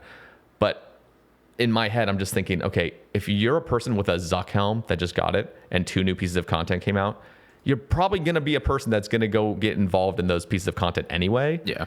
And if you got a Zuck helm, you're probably going to also want to signify that you're up to date with the glowy eyes. But if you truly don't care and all you wanted to do was get the Zuck helm for all the perks so you could run Inferno, I would love it if at some point you achieve Zuck helm, you are good to go lifetime. Like you're good. But if you ever want to like re-get, everything else and get the glowy eyes back, then you have to achieve everything else. Yeah. And that's just my own personal take. I want to hear if you have any like gripes yourself with a system like that or any problems. I think maintaining the perks would be fine. So let's say you acquire GM, you get your 2-minute thralls for the rest of your life. You get your 15 God Wars KC, whatever it is that you've earned from that. I feel like wearing the helmet it's supposed to be symbolic. And I feel like if you are able to wear it without being fully caught up, then it kind of detracts a little bit from like the prestige of it. So let's say I've had, obviously I worked on the Colosseum CAs when they were made. The amount of people that messaged me saying that I was an ass for making reinforcements because it was preventing them from getting their helmet back was astronomical. But it gave them motivation to do it because they wanted to get their helmet back. Yeah. It wasn't because they wanted their thralls back or anything like that. It was because of the helmet. So I feel like that is like, it's quite an iconic thing in our game to be able to look around and see a Zuck helm and be like, oh, okay, like that guy is like, he knows what's up. Even if in like 2025, like GM isn't actually like that hard anymore, like, because I don't think it is particularly difficult to get GM. I think anyone can get GM. You just need to put the time into doing it. So I think if we were to do it that way, I'd be totally fine with like people getting the perks. So if you want to go and do your Inferno speeds, you don't need to go and do the Royal Titans CAs when they come out because you've obtained it previously, so you can go and get your triple tasks if you want. I do think that points more to an issue with Inferno speedrunning altogether, rather than necessarily it being a CA thing. Because I feel like one of my big philosophies is I want to enable players to do the content that they want to do. So if you are an Inferno speedrunner, I want to do whatever it is that it allows you as an Inferno speedrunner to go and do that content. You shouldn't need to get GM in order to go and do content that you enjoy, is my personal view on it. So I would rather figure out like a better solution for that rather than like addressing it as a CA reward issue. But yeah, I totally get where you're coming from, because like it is a pain to have to keep logging in and doing content, especially when it's like the lower tier CAs. Like we've released a lot of mid-level bosses, and it was very frustrating for me to have to log in and go and do like scurrious CAs to like get GM back. It kind of just feels a bit like what like why am I doing this? Yeah. Because it's not content that's aimed at me in any way. Like scurrious, obviously, like great piece of content. And it's great for the people that it's aimed at, but it's not aimed at me. So why am I having to go back and do these CAs to get my helmet back? Yeah. So I totally get that side of things. I just think that if you want GM and like you want the helmet specifically, go earn it, Yeah. And just to add one more, I guess, thing to that, like I personally lean on the glowing eyes as being up to date, because, and this is just me coming from somebody that, when I first got my Zuck helm, it was like the coolest feeling ever in this game. It was like, wow, I did it. Like, holy hell. And this is back when it was just 400 tasks. And it just felt like amazing. It was just like, okay, this is like such a cool feeling. And it would be cool for the players that really have gotten to that point to really just like, you did it. Like, you're good now for life. And I just feel like that feeling of like, okay, whatever the threshold was at this point, I've obtained it. And now I have all these perks, including the helmet for the end of time. But and that's my view. I know actually a lot of people I've talked to kind of hold on to your view where you do keep all the perks, but you can't now wear the helmet. And I still feel like that's just a little bit like just annoying potentially. Yeah. Like I would say the amount of people that tell me like update the old times to make them relevant again is just like astronomically larger than people that like just want to have it done and be done with it. And I agree. Like I would never go back and change old times. Yeah. If I were to do a tier that was like above GM that would have like dynamic times, then like I'd be fine with that, but I wouldn't make like GM, like I wouldn't change any of the current system for it because I don't like the idea of taking content away from people that have earned it. I think that GM is like very unique in that sense. It's not like we do it very often. I think the only other things that we do it with are like quest cape or like diary cape if we ever add diaries or whatnot, or like the music cape. Because it just feels bad as a player to like know that you have worked so hard to get a thing, you take a break from the game for like 4 months, and all of a sudden the thing that you worked really hard for is gone, and now you have to go get it back again. So I completely agree. Like that sucks as a feeling, and the upkeep of it is quite frustrating, especially with like how inconsistent the difficulty of CAs are. So like one time you'll get like a Moxley Atoll, which has a notoriously difficult time for a group of players. And then another time you get like Colosseum, which is just like a super brain off time for most players. So you never really know what you're going to get when a CA comes out. I feel like that's something that we could do a bit better anyway. But yeah, I totally get where you're coming from. Taking content away from, or taking items and stuff away from people sucks. But it's one of the few times that we do it. So it's true. And I mean, it's not. When we, I mean, because you just mentioned like quest cape and achievement diary cape. I mean, I'm actually, even in that regard, I'm still on board with. I would love it if sort of thing. Yeah, I would love it if it was forever, and then the trim is actually just if you're up to date or not. So you could still use the untrimmed quest cape and because I'm pretty sure the trim is just if you've had achievement diary and quest cape. But I think if they were to change that system and just make it so it's trimmed if you're actually up to date, but if you at one point did have the quest cape, you could still technically use the perk of teleporting to the Legends Guild and whatever else. Again, some people might not agree. They feel like, okay, well, you don't have a quest cape now, so you can't use it. And I get it. I think the feeling of it, though, ultimately is just like, it just feels good to have done something one time. Done a thing, yeah. Now, I want to kind of like maneuver this conversation into sailing, just to touch on it, because like I am now worried, and this is something I've stated a bunch of times in the last few months. I'm worried about it actually goes hand in hand with the XP rate of sailing. So whatever the top end XP rate is, this is actually going to like sway how I feel about having some form of like quote unquote tattered max cape.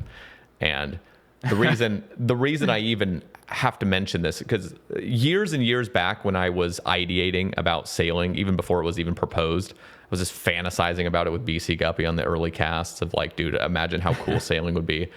In my head, the whole time, without even having addressed it, I just assumed that any new skill like sailing would just have a really generous XP per hour like rate. I thought it would easily probably be about 300k XP an hour for any new skill. I just never even questioned it. It was just in my mind. And so the idea of like losing your max cape was actually kind of like appealing. It was just like, okay, everyone's going to be on the same boat, no pun intended. It was just like, you are now with everybody else. You've all lost your max cape, but this isn't like a crazy grind, like grinding 99 agility or something to reobtain your max cape. And specifically only grinding one skill, which is something hardly anybody does in this game, is doing one skill straight to 99. And I know that the team technically hasn't actually made any official stance on what the XP rate is. But if it is something low around the ballpark of like 100 to 130k or something at the top end at 99, that makes me feel like a tattered max cape or some sort of form of a broken max cape that still can use the perks. Maybe it can't be worn or something, or maybe it can, but it looks tattered, would be a better system, because then it allows people to log in and still do the grinds they want to do, but also incorporate sailing to get their max cape back to its standard with the 99 sailing cape attached, or 99 sailing perk attached to their max cape as well. And I just feel like if you have a slow skill and you also take everybody's max capes away, it's going to do a disservice to sailing itself. It's not even like... exactly. It's just going to make sailing have a bad taste in people's mouths of like, oh my God, like I have to do this before I do anything else. So what are your thoughts? Yeah. I mean, I will just say ahead of time, big disclaimer, I do not work on sailing. Obviously, like I chat to people that do work on it, but I am very out of the loop when it comes to things like XP rates or whatnot. I know that the ones that were in the alpha and at the Runefest playtest, they were all just like placeholder XP stuff. The point of those was to look at like the mechanics of like sailing a boat. What does that feel like? And get feedback for that.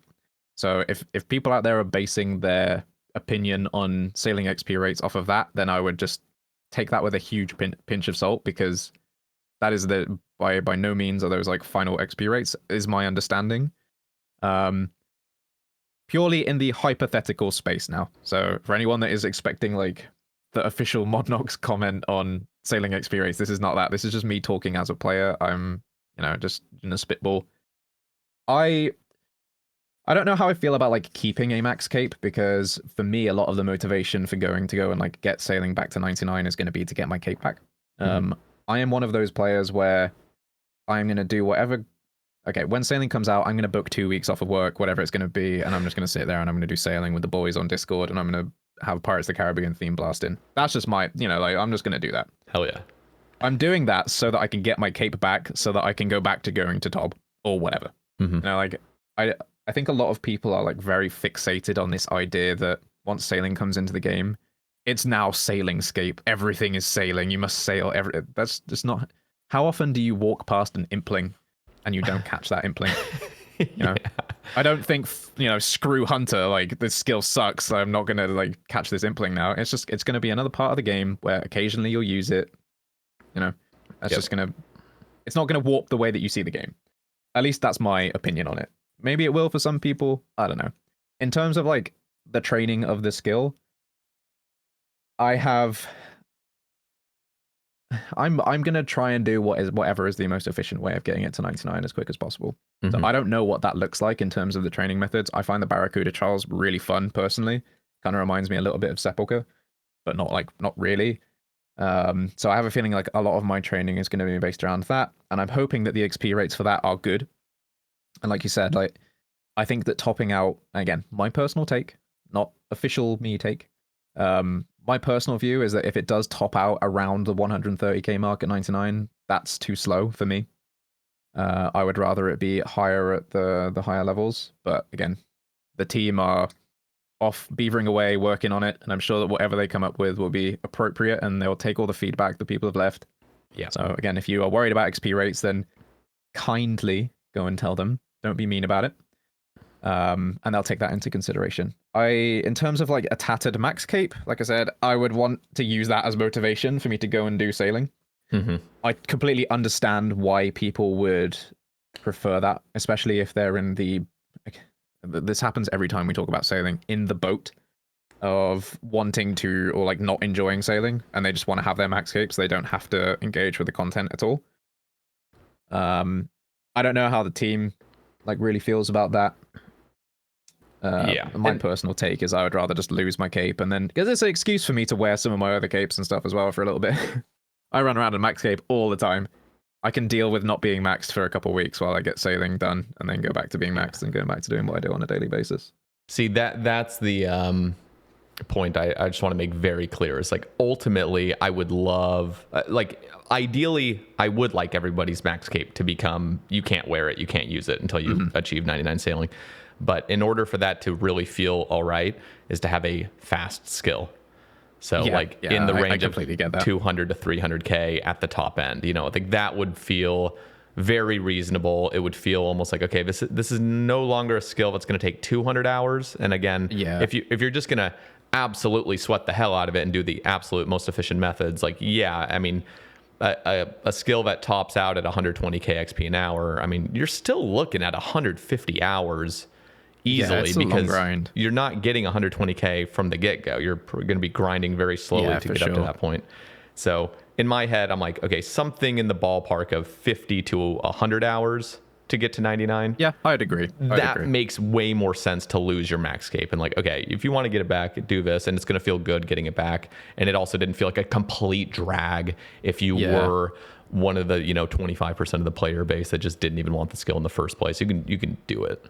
Jimmy, who's a huge speedrunner, he's asking, any interest in speedrunning Inferno, and have you ever? Good question. Yes, I do have a lot of interest in Inferno speed stuff. I'm very good friends with a few Inferno speedrunners, and they all constantly try and recruit me to get into the Inferno. I'm very focused at the moment on trying to get my sub 16 from the Coliseum.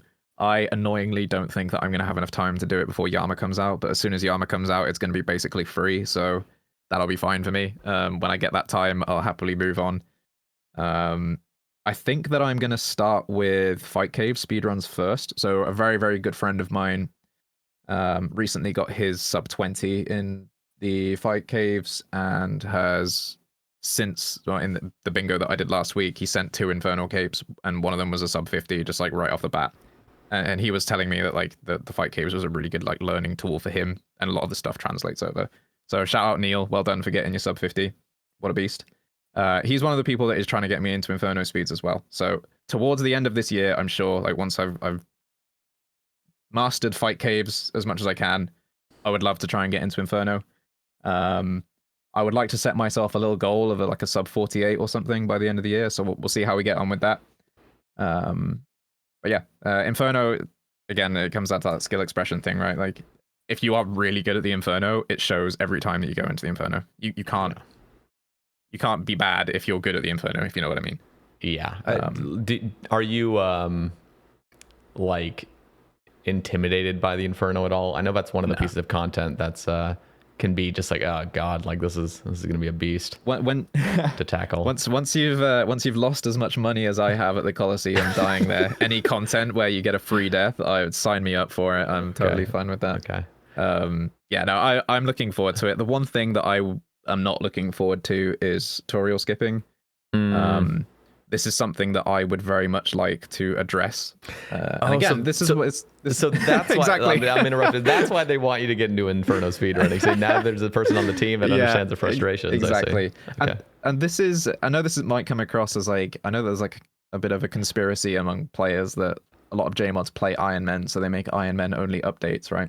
And this kind of feeds into that, like, now that I'm thinking about doing Inferno speedrunning, like, all the updates that I work on are going to be, like, Inferno speed-related stuff. But I do think that it is a very, very healthy thing and a helpful thing for me to be working on endgame stuff, because I do endgame content in my own personal time. Yeah. Because I now understand a lot of the issues that people who do this sort of content run into. And I'm able to have those conversations based on my own personal experience, rather than me just having to hope that the stuff that I'm being told by players is like an accurate representation of the issues that a piece of content can give you. So for example, if anyone asked me about like the Coliseum modifiers and like, oh, this Coliseum modifier is stupid, it needs to go. A perfect example of this actually is that totemic one that I mentioned earlier. I had so many people telling me that the totemic modifier was really good for speedruns, and it is just not. Like, flat out, like the numbers do not line up for the fact that totemic is good for speedrunning. If it were, then that might be a reason for me to keep it in, because it adds another level to that meta, and it might be interesting for people to do. But it's just strictly worse than doing it the way that we currently do it. So it just didn't make sense to keep that in. And I actually have enough experience with the content to be able to say, no, it's not actually better, because I do speedrun the Coliseum, right? So when it comes to stuff like Inferno, once I get my little hands on it and I start actually working on it and thinking like, oh, okay, like this is actually a really annoying pain point for people that are doing this content, that might be something that I can look at in like a PvM quality of life poll or something like that and be like, okay, maybe we can make a change to this. So I do think it's very beneficial. for me to be like basing some of the work that I do at work on the stuff that I do in game, because I actually get to experience a lot of this stuff as a player and be like, okay, this is annoying as hell. But don't worry, no Iron Man updates from me. I'm not an Iron Man. All right. I'm sorry, Iron Men out there. Yeah, me. I'm completely Iron Man pilled. That's all I've been playing for the last, I don't even know, like Although 8 I will years. I'll try my best to get Dragon Arrow tips on the drop table for Delphos, Yes, because I know that is a real pain point. You know what? Another pain. Actually, I haven't really been playing on my main iron, but Duke, going 3 point whatever times the rate of Baron has completely set me up. I think I got like 40,000 Dragon Arrow tips from that grind so far. Oh, there we go. Yeah, Nice. so just go really dry at Duke and you'll be good. I only spent 300 plus hours there so far. So, actually, this is another pain point, which honestly I haven't focused on much because I just have been playing this baby iron. I've been loving it. But blood shards is always a topic of contention, and they've thrown out the idea of blood jelly and whatever else. And I've chucked out a few ideas of maybe some, like Mauritania elite Vire special locations where you can kill them with improved drop rates, or even a 5x multiplier if you're on task of killing vampires, or just anything that's going to ease the pain point of that. I believe I'm working on Blood Moon Rises after Valamore Part 3 comes out, so I'm assuming there is going to be some vampire-y stuff there, maybe involving blood shards. I don't know, but it might be some space that we can look into. Or we could just add Soul Split and then everyone would be happy, right? I don't know about everybody would be happy, but it would definitely solve some of the pain. It is funny how like the Blood Fury has totally changed like so many metas. So broken. It is, but it's also so fun. Broken. Like, I mean, think about Inferno speedruns without it.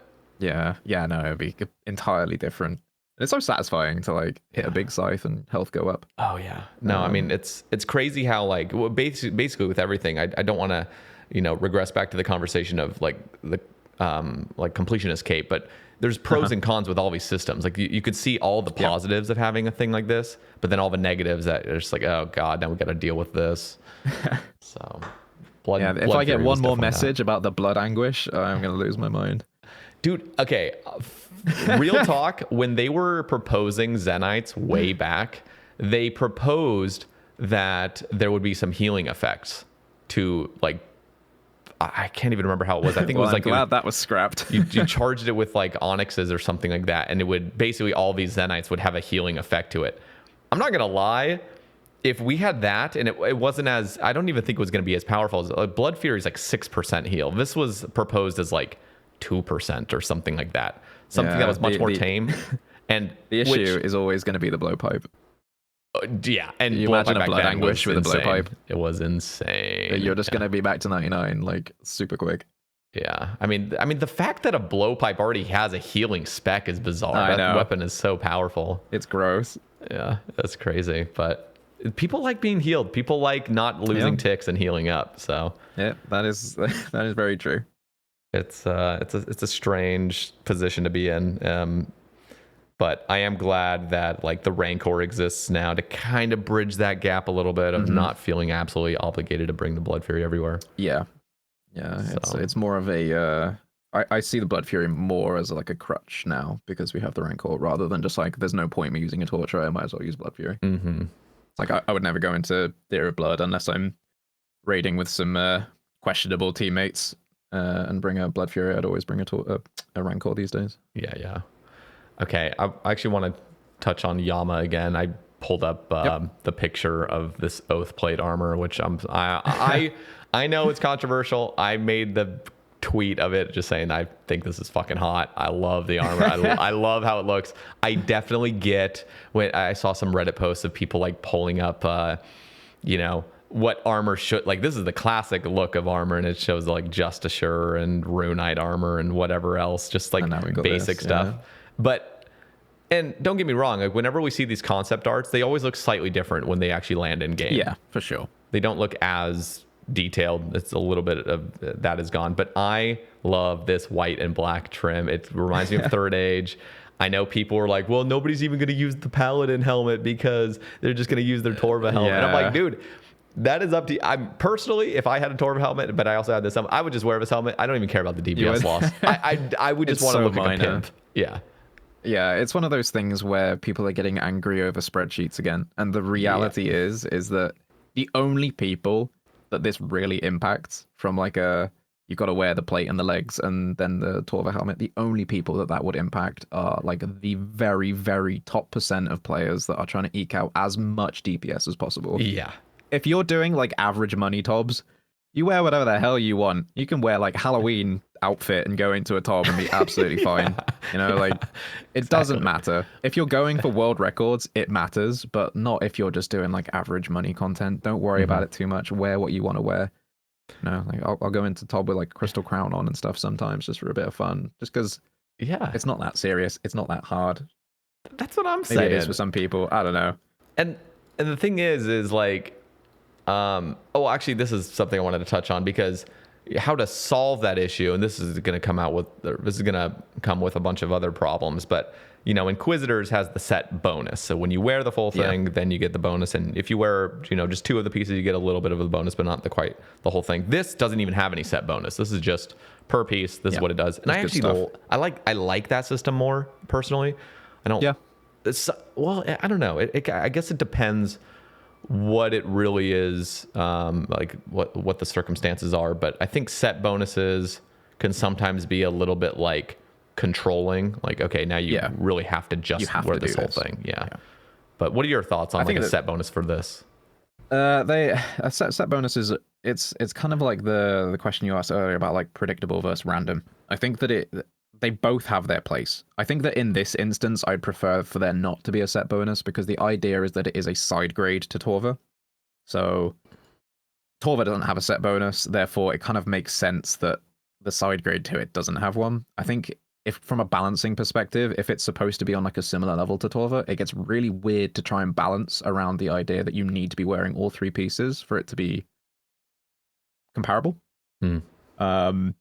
So I'm personally on the side of it should just be like individual pieces. You shouldn't need to wear the full set. If you want to wear the full set, you're missing out on very, very negligible DPS. I just hope that the plate and the legs actually look good with the helmet. I haven't with the Sanguine Torva helmet. I haven't hopped into a rental or whatever and like had a look at it all together and you know, like pieced it together and be like, okay, it looks cool. Yeah. Because like I said, I've tried to stay as far away from Yama as possible. I just hope that they look okay together. And it's not like a case of it just looks really out of place, because if I am doing like max efficient Theater of Blood or whatever, then I'm going to need to be bringing mixed matched gear. And gotta make sure it looks good. I don't think it'll, because people are, I just have this picture pulled up of, you know, just the full set. And we got to keep in mind, I mean, we're looking at a picture where this dude's rocking the Toontown pickaxe with the with the prims, and prims are going to be outclassed very soon. We're going to get the new boots, and those are more kind of black and gray with some other elements of color. I can't actually remember exactly what they look like, but so it's going to be already black, and that's going to already help with the Torva helm looking. So it's going to be black on the bottom, black on the top. And then if you have a Sanguine sight, that's also going to help with the kind of like black and red kind of vibe. And I think that's already going to help. And then I think in game, nobody's zoomed up on their dude full frontal, you know, just seeing your guy. So like, you're just not even going to notice it. You have a bird's eye cam going on the whole time. Yeah. So. It's people caring about things that are, you know, not particularly relevant, but it's fine. You know, people can die on whichever hill they want to die on, right? Like that's the beauty of the game. One of the things I have now been more aware of is the kind of like progression path, especially with Iron Men. So one of the things, ironically, I actually pulled a BCP just or was it just yesterday? I think I pulled a BCP at like 13 KC. I went to Bandos, just trying to get a Godsword Shard too, which are actually incredibly rare as well. But ended up pulling a BCP, and I was trying to almost resist Bandos because of Yama coming out. And I realized, hey, like I could just pull Oath Plate, which is going to be so good. And I also don't need to have incredible stats for it, because I could just bring on a person that has max gear and just like kind of leech a little bit, you know? Yeah. So I wonder if, I mean, obviously you're not working on Yama directly, but do you have any thoughts on this kind of progression kind of getting nullified, where it's like, okay, you can kind of bypass a lot of stuff and you can just do this piece of content. I would very much hope that is not the case. I don't like the idea of like 1+1s and things like that. And I have been waiting for a duo boss for years. Duo is my favorite scale. It was always my favorite scale to do stuff on RS3, like back when duo bosses existed over there. I've wanted to work on a duo boss for so long, so I'm so excited for the fact that we actually have one now.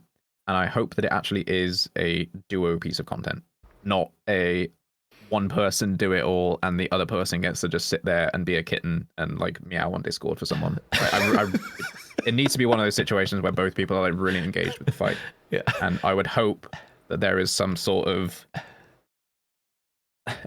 I don't know, like a contribution thing going on in the background, so that like you need to do like X amount of damage in order to like get a unique or something along those lines, where you can't just have someone leech what is end game armor on like an early level Iron Man. Because I don't like the way that like Chambers of Zarek worked in terms of like the purples and things like that, where you could just have an ult in the raid and like they can fish a bit and then they can just pull Dragon Claws for some reason, and then all of a sudden you've got your level 40 Iron Man that has Dragon Claws. Not really a fan of that. So hopefully there's something. But who knows? Well, I just wanted to quick interrupt and just I mean, when Chambers was first dropping, it really was kind of seen more. It wasn't even necessarily it was a raid, but they were kind of seeing it as like more like a dungeoneering, like a skilling / PvM. And so, the Dragon Harpoon was dropping from there and some other crap like the Dragon Sword and the Dragon Throne Axes. But like just the fact that a skilling thing dropped from it, it was more like, okay, you could do this. But now, again, over time, people find ways to abuse it and just, I'm just going to fish in a 1+99 or whatever's going on, and it's just like, I get it. But not a huge fan of that. But I would maybe not some sort of like damage contribution thing, but I would like to hope that there is the Arcane and Co have cooked on something to make sure that doesn't happen, because it would actually kind of, I would imagine for Iron Men it would suck, because you miss out on like, I feel like going to Bandos and getting your BCP and stuff like that is like a really cool moment as an Iron. Yeah. That seems like quite a substantial, significant gear upgrade for you. Yep. And we kind of get a lot of people skipping that anyway with Perilous Moons. Mm-hmm. So it's like, I don't like the undermining of existing content, and I would hope that this is not something that's like boostable, or you can just leech full soul armor or whatever it's called now, oath plate armor, and like get it that way. I would like to think that you actually do need to contribute quite significantly to the fight to get a drop. Yeah, I think it's just going to be interesting, because it does feel like Torva is kind of a thing you can skip now, kind of. Yeah. It's not as Nex is such a supply-heavy thing for irons, isn't it, right, with all the brews that you use? So. Yeah, but the thing is, you can't quite skip Nex, because you still got the Van Braces that you want to definitely you still need get. your ZCB, right? Yeah, you still would want optimally a ZCB, and so it does feel like, okay, well, if you're going to pull Torva, because if you're trying to go for if you're trying to go for like a Nile Horn and the Van Braces, you might pull some Torva, and at that point, okay, now I would want to go actually grind out Bandos. So I feel like Bandos isn't completely out of the question. Right, yeah, because of the components. It does feel like, okay, if Yama's a thing, and if Mod Arcane's designing it, probably means there's not going to be that much chip damage, which means you could probably go in there, and which I personally love. I love the idea of like, really, if you're praying perfectly, you're not really taking much. But at the same time, it's just going to be like, okay, how many irons are now going to skip a lot of stuff and just go straight to Yama? I'd be curious to see. Yeah. If people do figure out a way to do that, I wonder what we would do as like a... Would we be fine as that, as like a team? Or would we want to change that? I have no idea. It would be interesting, though. I do love the color scheme, though. I agree with you. I think the white and black is fresh. Yeah. I don't know if you've seen on Twitter that guy, Hunt. Is that his name? Hunt's he's like he does like concept art for like he's basically taken a lot of the like the hard mode kits from like CMs and hard mode Tob and is like applying them to other things. So there's like a Sanguine Soul Reaper axe, and there's like a CM dusted claws. Okay, let me see. Oh yeah. So I actually have it pulled up right here. I'm just seeing this. Yeah, I think the claws that he made are so sick. Like the white and black. Oh, yeah. Those would look great with the... Yeah, imagine that with the oath plate. Holy, yeah. I'm a huge fan of like cosmetics that just keep the exact same look, sort of. Oh my god, yeah, this wand, the Kodai. Dude, they look so good. Even like some of the DT2 ornamental stuff, like the Siren Trident. I just think that they look really cool. Yeah. So shout out Hunt, because that guy is he's very talented. I mean, yeah, the Venator bow. So this is the Sanguine. Oh wait, no, this is you have to complete the Awakened bosses for the Venator bow. Yeah. That looks so sweet. The ancient blood ornament thingy, right? On that. Yeah. Yeah. No, he's been cooking. Very, very talented artist. This is awesome. Okay, actually, you know what? I'm now seeing a picture of the horn. We haven't even touched on the Soul Flame horn that I imagine you have a bunch to maybe say on that. I'm curious. I'm very curious to see what people use it for. I think that there are a few very obvious uses. So things like landing your hammers on Soat or whatnot. I'm very curious to see like what the... I don't think it's going to be picked up too much by speedrunners, which is what I think most people think it's going to be used for, to like guarantee hits on stuff. But if you're thinking about it logically, you're running enough resets where optimally you want to land all of your DPS specs anyway. So if I'm going into Soat and I am a speedrunner, I'm just assuming that my 1-2 hammers land. I'm not wasting 100% of my spec to guarantee that 1-2 land, because that's a ZCB that I've just missed out on. Yeah. So I don't think it's going to be used for like speedrunning, but I'm very curious to see how it's going to be used. I think it's going to be like quite an important item for alts. But yeah, I don't know. We've never made an item like this before, and I like the direction, because one of the things that I love about Theatre of Blood, like I've already mentioned, is the idea of having a role.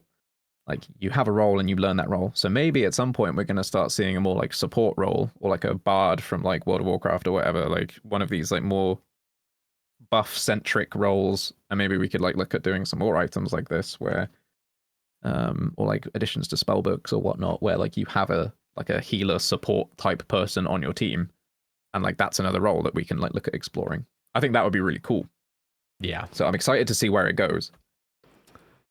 I think later down the line, when we actually start seeing, okay, the horns now being used in these places that we weren't expecting, I think more down the line pieces of content are really going to try to take advantage of the horn being used, which I'm excited about. I wonder, do you feel like there's going to be any negatives to adding something like this that might, I don't know, make things trivial? I don't think so. I think that one of the best ways that we can look at exploring new mechanics and power creep of sorts is through special attacks. I don't think the answer lies in us releasing like a Shadow 2.0, which is just like another really, really strong weapon that just always slaps everything. I think that if we're going to explore power creep type stuff, then putting it on a spec is the way to do it, because there is always like an innate drawback. Like maybe the basic attack of a spec weapon sucks, which means you're only bringing it for the spec, which means you're losing an invent spot or something along those lines, right? So I feel like exploring potentially strong stuff through special attacks is a good way of looking to do it. I can't really think of too many examples off the top of my head where I'm like, yeah, this becomes really trivial as a result. I think the biggest thing that I'm interested in seeing is how it looks in like a mega scale mass CM type things, where like one person does a horn and all of a sudden you've got 20 people that have guaranteed spec on their next hit. So I wonder what that looks like on like Olm's head, where someone horns and everyone's ZCB specs and all of a sudden it's like it's dead now.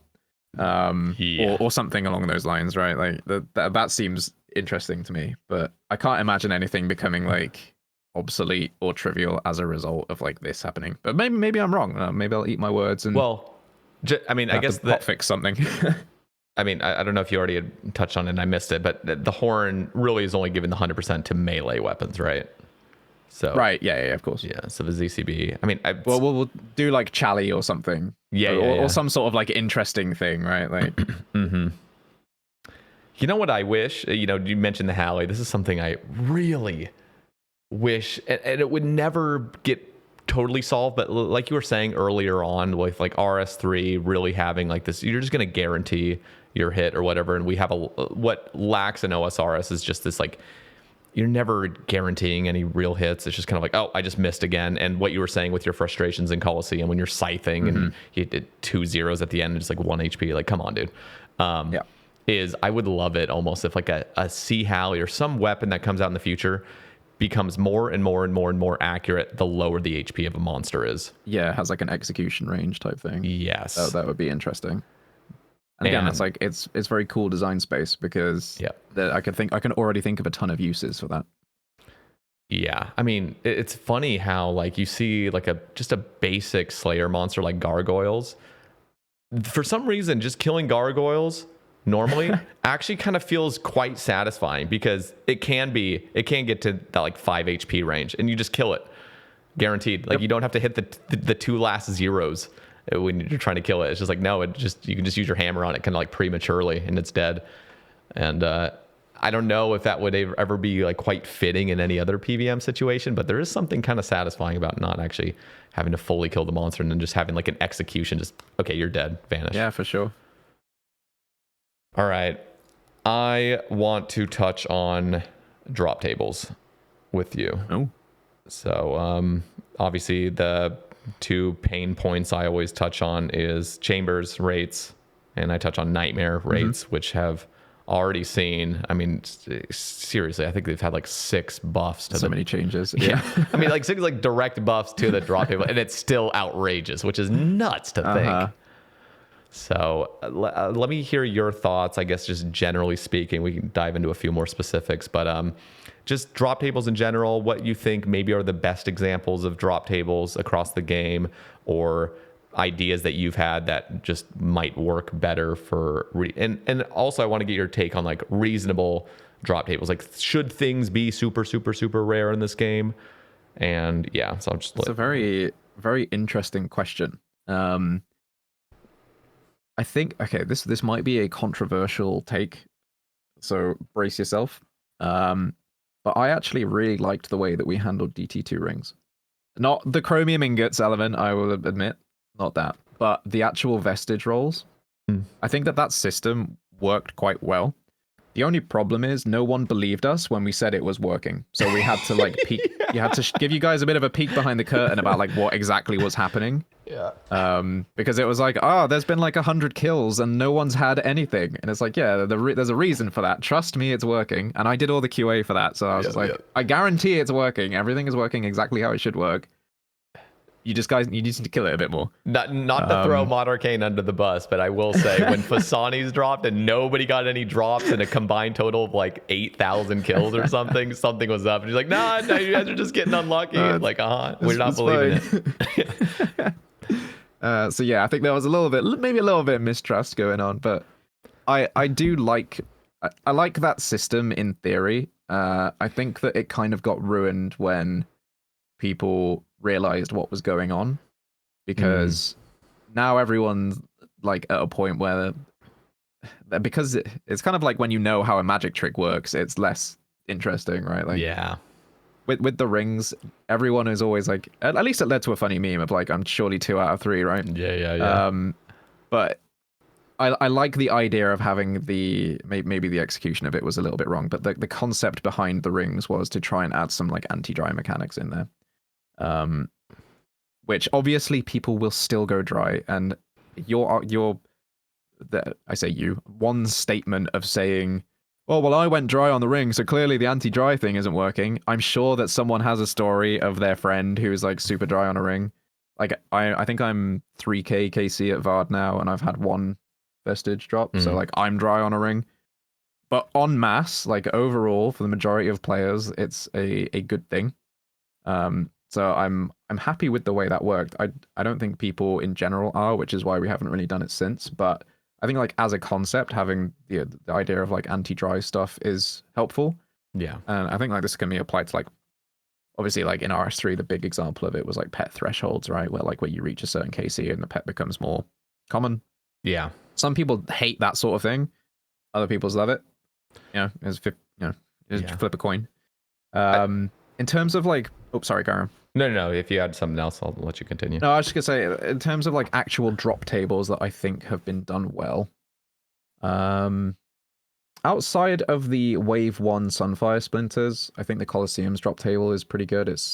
I think that when you're looking at a drop table, things that I'm looking for are what items can we put into it that are items that are going to keep their value. I think that that's like very important, and a lot of the time we look at like alk value for that sort of thing, because if a large majority of them are coming into the game, then making sure that the alk value of that is kind of like around what it's selling for is kind of like a natural market correction, because nothing will ever drop too far below it, because people will then just buy a lot of it in order to alk it and make money, and then it kind of just like self-corrects. So I think that that's like a good place to go. I think also looking at very specific targeted problem items is another nice way of going. So I mentioned the dragon arrow tips earlier. That is something that I consistently hear about from Iron Men community, about like this being an issue. Same with dart tips. Yep. So looking at those problem areas and being like, okay, are they limited for Iron Men for a reason? Or is it just because like they are like difficult to get and there's not really too many things that drop it? I think that's like another important thing to look at. And then also like trying to self-contain the economy within a piece of content is another interesting thing that we do. So, for example, the awakened orbs from DT2 bosses, whole point of that is that those are very self-contained in that you get this random drop from this boss that's only useful at this boss. And as a result, it keeps its value because people want to go and do the DT2 bosses, and that then leads to the cycle of do DT2 boss, get an orb, maybe try and awaken, maybe sell it to another person that wants to do DT2.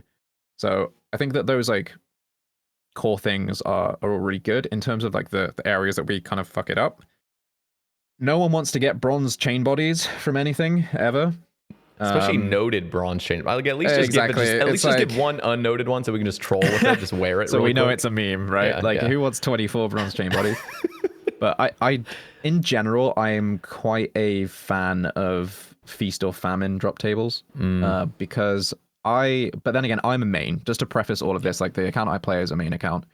So when I go to somewhere like Fasani's and I go and get an Inquisitor piece, I'm popping off. I'm super happy about it. When I get 20 bass dropping, I'm obviously like, it doesn't impact me as much because, like, I can just go buy more supplies from the GE, like whatever. I think that when you look at like trying to make a drop table for a main versus an Iron Man, they're two like very, very different challenges. Which is why like we can't always get it spot on, because stuff like DT2 is much more aimed at mains, I would say. Yeah. Apart from like the dragon arrow tips and things like that, because the idea is it's feast or famine. You either get the ring drop and you make a bunch of money, or you get like 100 blood runes, or whatever it is, like the less interesting drops. If on the flip side of things, like you have bosses which are purely about the commons that you get, in which case that just feels really unfun as a main. And I'm sure that Irons out there are absolutely loving all the Rana seeds that they get from Huey or whatnot, but it just doesn't feel the same as a main to just like pick up a bunch of seeds or whatnot. And yeah, you're making money, but it just doesn't feel good. You're right. So it's such a tough, drop tables are always really tough. Especially from like a balancing perspective, because it kind of comes down to like who the content is aimed at. Mm-hmm. That's always like a really big thing. But I think when dropped, like so old Nightmare dropped nothing. I mean, just like it was just the uniques, and I mean, I kid you not, I think the best drop was like 5 3-dose Sandfuse. Was like the greatest thing you could get that was like a non-unique, and everything else was like, I mean, there wasn't even, I don't even know what to drop. I haven't done Fasani's in forever, but there's actually like some decent drops on it. I think you can get like blood runes. Snapdragon seeds. Yeah, Snapdragon seeds are just huge. It used to really just be pure crap. And a table like that really could work very nice if the drop rates were very, very reasonable. I agree. Because then it's like, okay, I'm really going to get nothing, but at least I don't have to grind, hundreds of hours for something specific. And it's more reasonable, because then that would just feel so good. I mean, I am still just going to touch on Nightmare, and then I want to actually touch on some of the things you brought up on like the Desert Treasure 2 bosses. But like Nightmare, man, If they could so make bad. if they could make it so Fasani's Nightmare was a 1 in, like, the same drop rate as like Next, like a 1 in 42 for an item. Again, this would cause potential catastrophic things to the economy. But if it had always been this way, you know, if it had just been like, this is a place where you can go and grab something, and like, I am even thinking of a world where there was never a normal Nightmare in the first place. It was just Fasani's. Like, so if it was the only thing was Fasani's, the drop rates were extremely reasonable, and you go there, and then the drop table is pure trash other than the uniques. Like, that would be a really cool, like, side quest boss to go kill. And on your point of DT2, and you mentioned as well, like, RS3 does a system where, like, you know, there's thresholds to pets and stuff. I fall in line with, if there's anything that's completely irrelevant, that's just purely cosmetic or just for aesthetics purposes, I don't think there ever needs to be any sort of like dry mechanic. It's just like, that is just, it is what it is. You can go super, super dry, but it's not a meaningful upgrade to your account. It's not like an upgrade to your arsenal. Curious about your thoughts on the Araxor, like destroy. I don't know, I guess we did it with the Titans as well. Yeah. Because I have my opinion on this, but I'm curious as to what your thoughts are. Okay, yeah, no, this is something I bring up a lot. Let me just finish by saying on the DT2 and of course. But it was just that I agree with the system of the ingots having that kind of like better distribution, where it's like, okay, you're not going to go as dry, you're also not going to get as unlucky or as lucky. Spooned, yeah. But I would like, and this is something I proposed way early on, was just like, it would be cool if there was two separate rolls going, where it's like you have the basic kind of invisible drop system going, but then you also have just a rarer thing, like a 1 in 5,000 that's also rolling. So you could just get the back-to-back potentially. Yeah, that would be cool. Be quite funny. So that would be nice. But on the destroy, see, this is something where I don't know how I feel directly about it. Like on Sae Bae, I got my Rancor amulet, and then I wanted to get the white Rancor, but I realized I'm totally cool destroying stuff, but I also wanted to get the jar. But because it doesn't have the jar as well with the destroy option, I felt obligated to keep just doing the normal looting. But I think most people like it. I remember watching Coxie's stream, and Coxie was saying, like, I mean, he hates it because, like, ultimately he needs to do the fastest thing because he's, quote unquote, speed running all pets. And so, like, for him, it's just like, this is awful. I would rather start getting some uniques. But let me hear your take on it, actually. So I guess I'm in the minority then. I hate it. I cannot stand it, and I hope we never do it again. Ooh, okay. The reason that it works in RS3 is, and I don't know how many of your listeners have ever played RS3. I don't know if you've played RS3 actually. No. But Araxor had a similar mechanic in RS3. The only difference is you would see what loot you were destroying. So you would there'd be a little menu when you loot the boss, and it would say, like, you're going to receive, an uncut onyx and blah, blah, blah, blah, blah. And you can then have a choice to be like, I'm going to loot this, or I'm going to destroy it. I think that system works so much better than the one that we use, because, like you're saying, if you are hunting a unique, it just feels so bad to be killing a boss for potentially thousands of KC and have absolutely nothing to show for it, because you're trying to hunt a pet that you're trying to get for a cosmetic. Yeah. If it was just the pet, then I can maybe understand it. But even then, a lot of the pet hunters that I know don't want this sort of thing in the game, because it makes their life more miserable, because they're going without loot in order to try and get this pet. As you mentioned with Coxie, right? Yeah. So for me, I think if we were to do it again, I would just pray that we do it the way that the RS3 team did it, where you can see the loot, and that way, if you do get a fang, you can be like, okay, yeah, I'll loot this. As opposed to, I never know what I'm going to get ever. It's either nothing or I get the pet. That's the position that I'm in. I don't know if I'm the minority here. No. You're really not. I mean, I am trying to remain.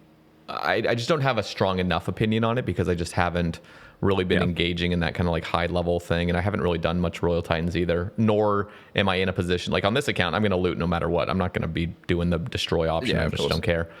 And I do agree with you mostly. I think I even, a year back when Araxor was first kind of introduced in that system, I was like, yeah, I'm not a fan of this. I think it's weird. And but it's ultimately like I don't think I should have a strong enough opinion on it. I kind of like rely on what other people are saying. But that feels crappy to be destroying stuff. Yeah, Just the fact that there's an option for it. It's just like now I need to do this. Like god damn it. Yeah. It wouldn't bother me as much, I don't think, if there wasn't a cosmetic that was tied to it. So with the Titans, like obviously once you get your prayers and your staff, whatever, the basic loot from there is pretty good if you're like mid-level iron, whatever. But if you are a pet hunter, then you kind of don't really care about any of that stuff anyway.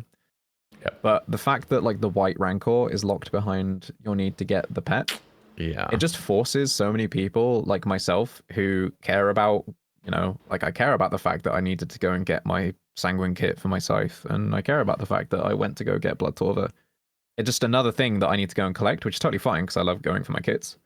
But the fact that I then sat there for like 1,000 kills destroying it, and I have a good friend of mine that was literally 5,000 KC without getting this pet after destroying every single one, it just feels so bad as a player to just get nothing for your time.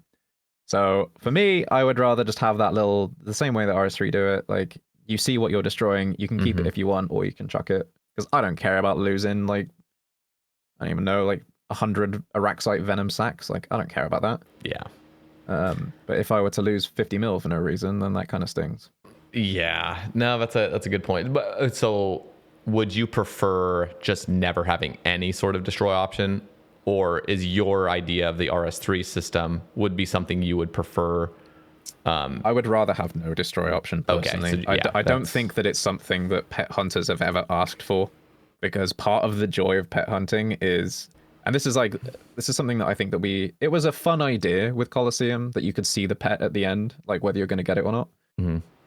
But it does destroy a lot of that joy for pet hunters to just be like killing a boss, just like minding their own business, grinding away, talking to their friends, and then all of a sudden like they get the pop-up and it's like, oh shit, like, I got the pet. Yeah. Rather than like going to destroy it and knowing you're going to get it or whatever it is. So I'd rather just we don't do it, but anyway, we tried it, and that's kind of what I was talking about earlier. Like we need to try stuff to see how players feel about stuff.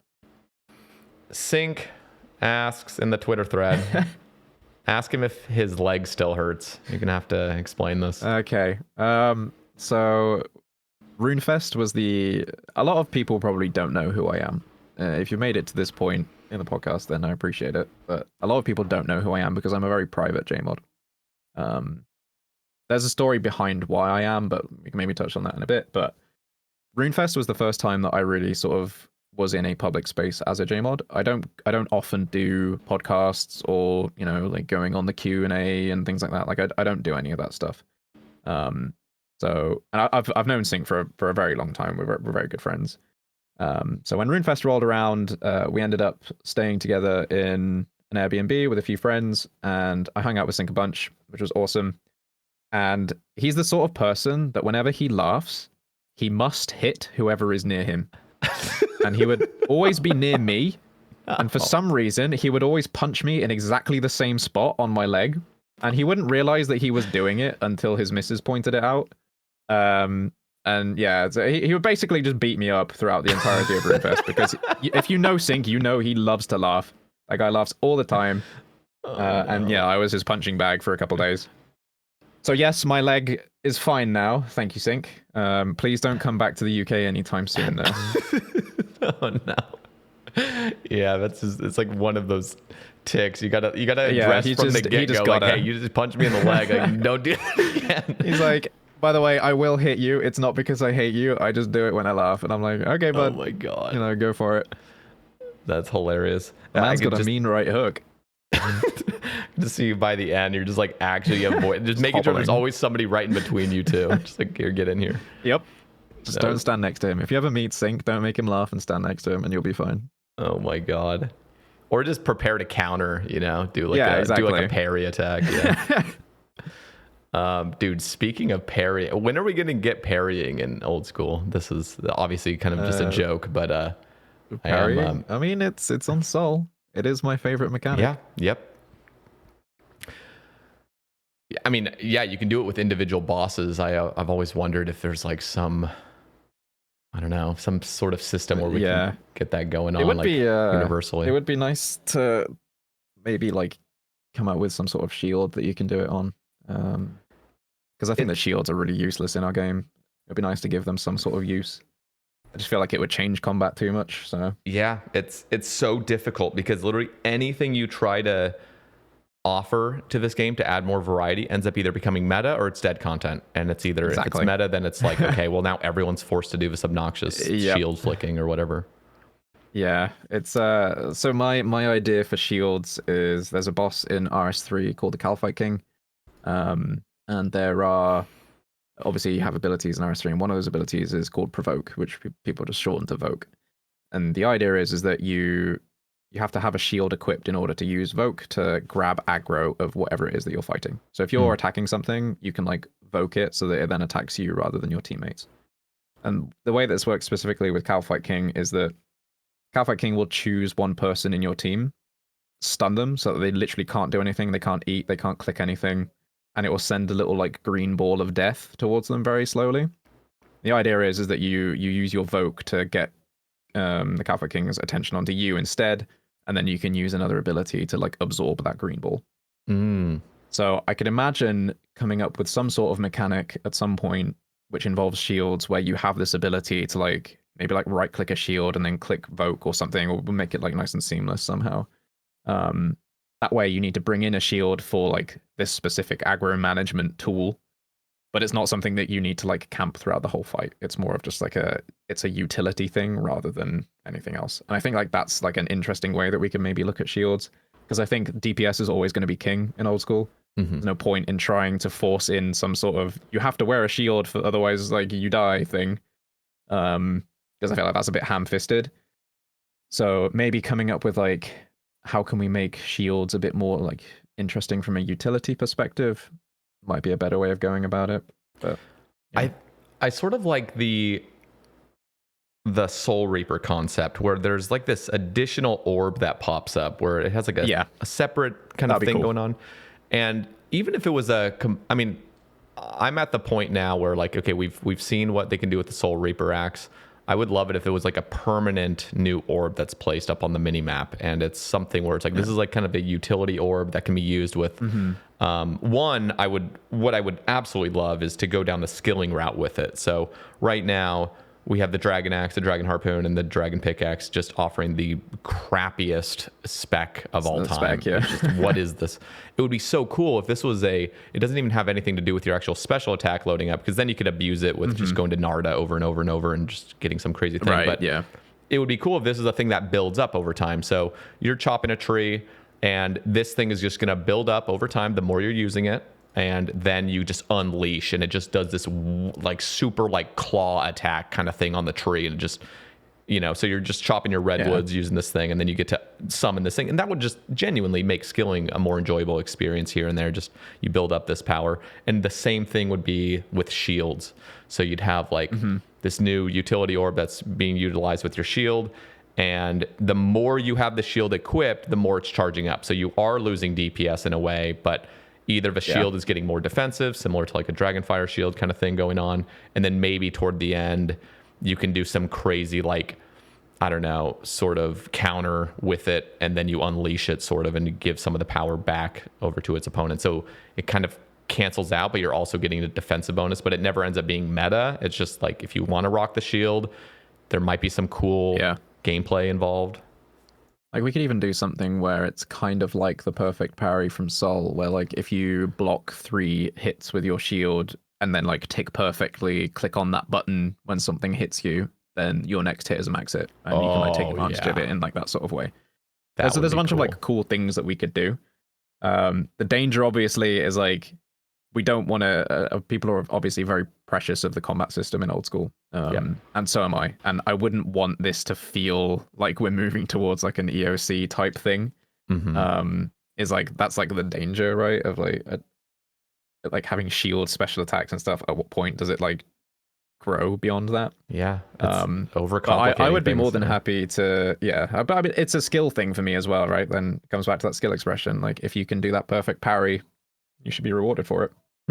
But if people do think of like interesting ways that we could use shields, then please do tweet at me. Like I'm always looking for like cool ideas and stuff as like what we could do with things, especially shields, because like they're so useless. And I love the Ellie. The Ellie is just like such a cool item.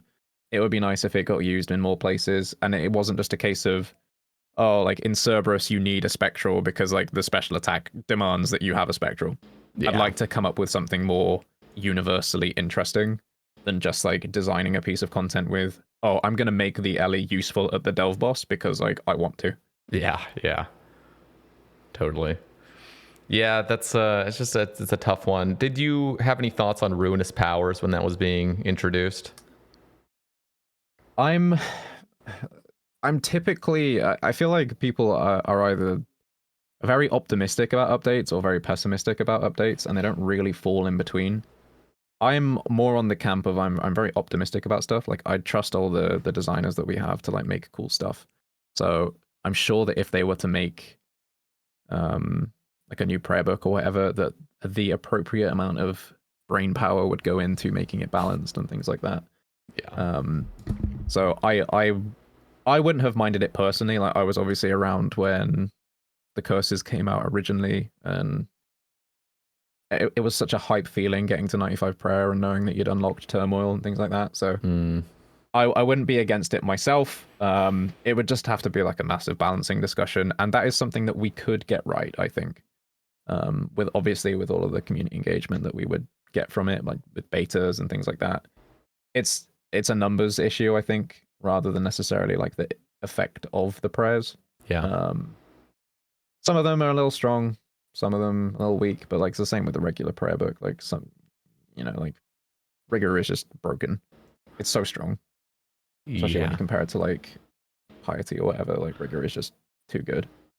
I mean, there will always be an imbalance. Yeah, I mean there is room because I mean my argument against Ruinous Powers, I just thought like, okay, we already have space down below. We only have prayers up to level 77. Yeah, I mean we still got 6 more slots.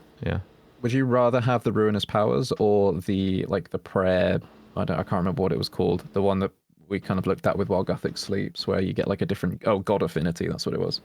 Oh yeah, no, that was an interesting idea. I still felt like it was a bit convoluted. I actually like a more simplistic thing where get a scroll, unlock a new prayer type thing. Exactly. Just give us a new piety. I mean, we've had piety in this game since the release of Old School. I mean, just piety has been the fact that hasn't upgraded yet is actually mind-boggling. So having a new prayer that just comes out and it's just okay, we don't need a new prayer book because we saw it with Ruinous Powers. The whole prayer book had to kind of be like similar to the current prayer book because there's so many utilities with redemption and whatever else that people are rocking. And so it's like it destroys metas, and then it ends up just being like, okay, this is basically the same thing, but just weirder and more powerful. And so I would just personally like to just see like, give us a new Piety 2.0, whatever that may be.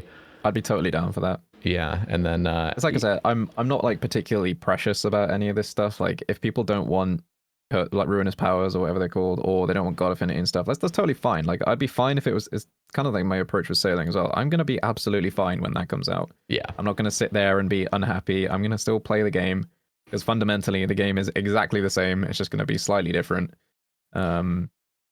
If new prayers came out, the game would be exactly the same. I'm just going to be using a different prayer instead of the one that I currently use. I think that people sometimes need to just like chill out a sec and just realize it's not the end of the world. The game is not going to be completely different. Obviously, exercise your votes the way that you want to, but there needs to be a little less doomsaying, I think, because everyone is always like, "This is amazing" or "This is absolutely horrible, game breaking," blah blah blah. Like truth normally lies in the middle, right? Yeah. So I'm gonna kind of summarize Hemi's topic on Twitter, which is just Castle Wars in general. And we just recently saw an update with Castle Wars where you get like loot crates, and that basically just, I mean, if you ever wanted Castle Wars to be revived, that's just really not the way to do it. I mean, people are just. Yeah. Anyway, there's a lot to talk about, but I want to hear your thoughts on Castle Wars and maybe what they could potentially do to like revive Wars, it. Actually, it's such a tough one. I think if you this is going to be the sort of thing where it's going to cause a lot of people to be angry, but it's for the health of the minigame. I feel like if you want to do Castle Wars in a way that is like old Castle Wars, then you need to add some sort of like activity bar or something to it. Because the problem is that it just gets filled up with people AFKing for their collection logs. You don't actually get quality games as a result because people are just AFKing. I feel like that's a way to go. Obviously, people wouldn't like it because they want their clogs and everyone else is AFK'd for their clogs. So like, why can't I now? I do feel like that is one way that would push it in a good direction. I feel like fundamentally Castle Wars is still a very, very strong piece of content. I have loved Castle Wars. I actually did see Hemies' reply to this when I checked earlier. And he was like specifically talking about like competitive Castle Wars. And this is an area of the game that I absolutely love. And Castle Wars has always had like a very special place in my heart because I remember going back to like those early days of like 2005 or whatever.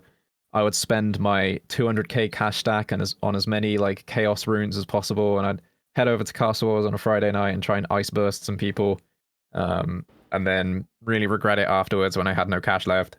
But it was like for those couple hours that I was there, it was super fun. So ever since then, Castle Wars has always been like a very dear piece of content to me.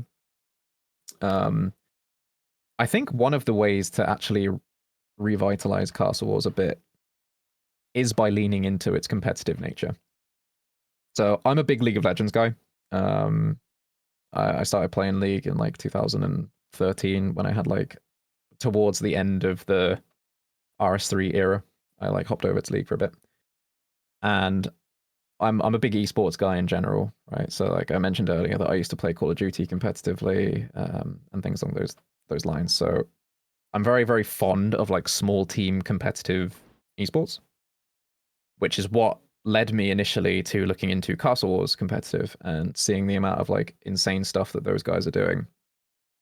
And I feel like if we at Jagex we tend to lean, maybe in my opinion, a bit too much into like the Deadman stuff.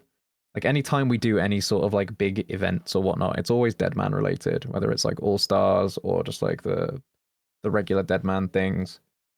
I feel like if we had some sort of like Castle Wars League where like every Saturday or something there are just some games broadcast or like a 5v5 and everyone had like a team that they supported, I feel like that sort of thing would actually bring a lot more interest into Castle Wars, because then people that are watching it are like, oh, like I wonder if I can like try some of this like lighting barricades tech sort of thing.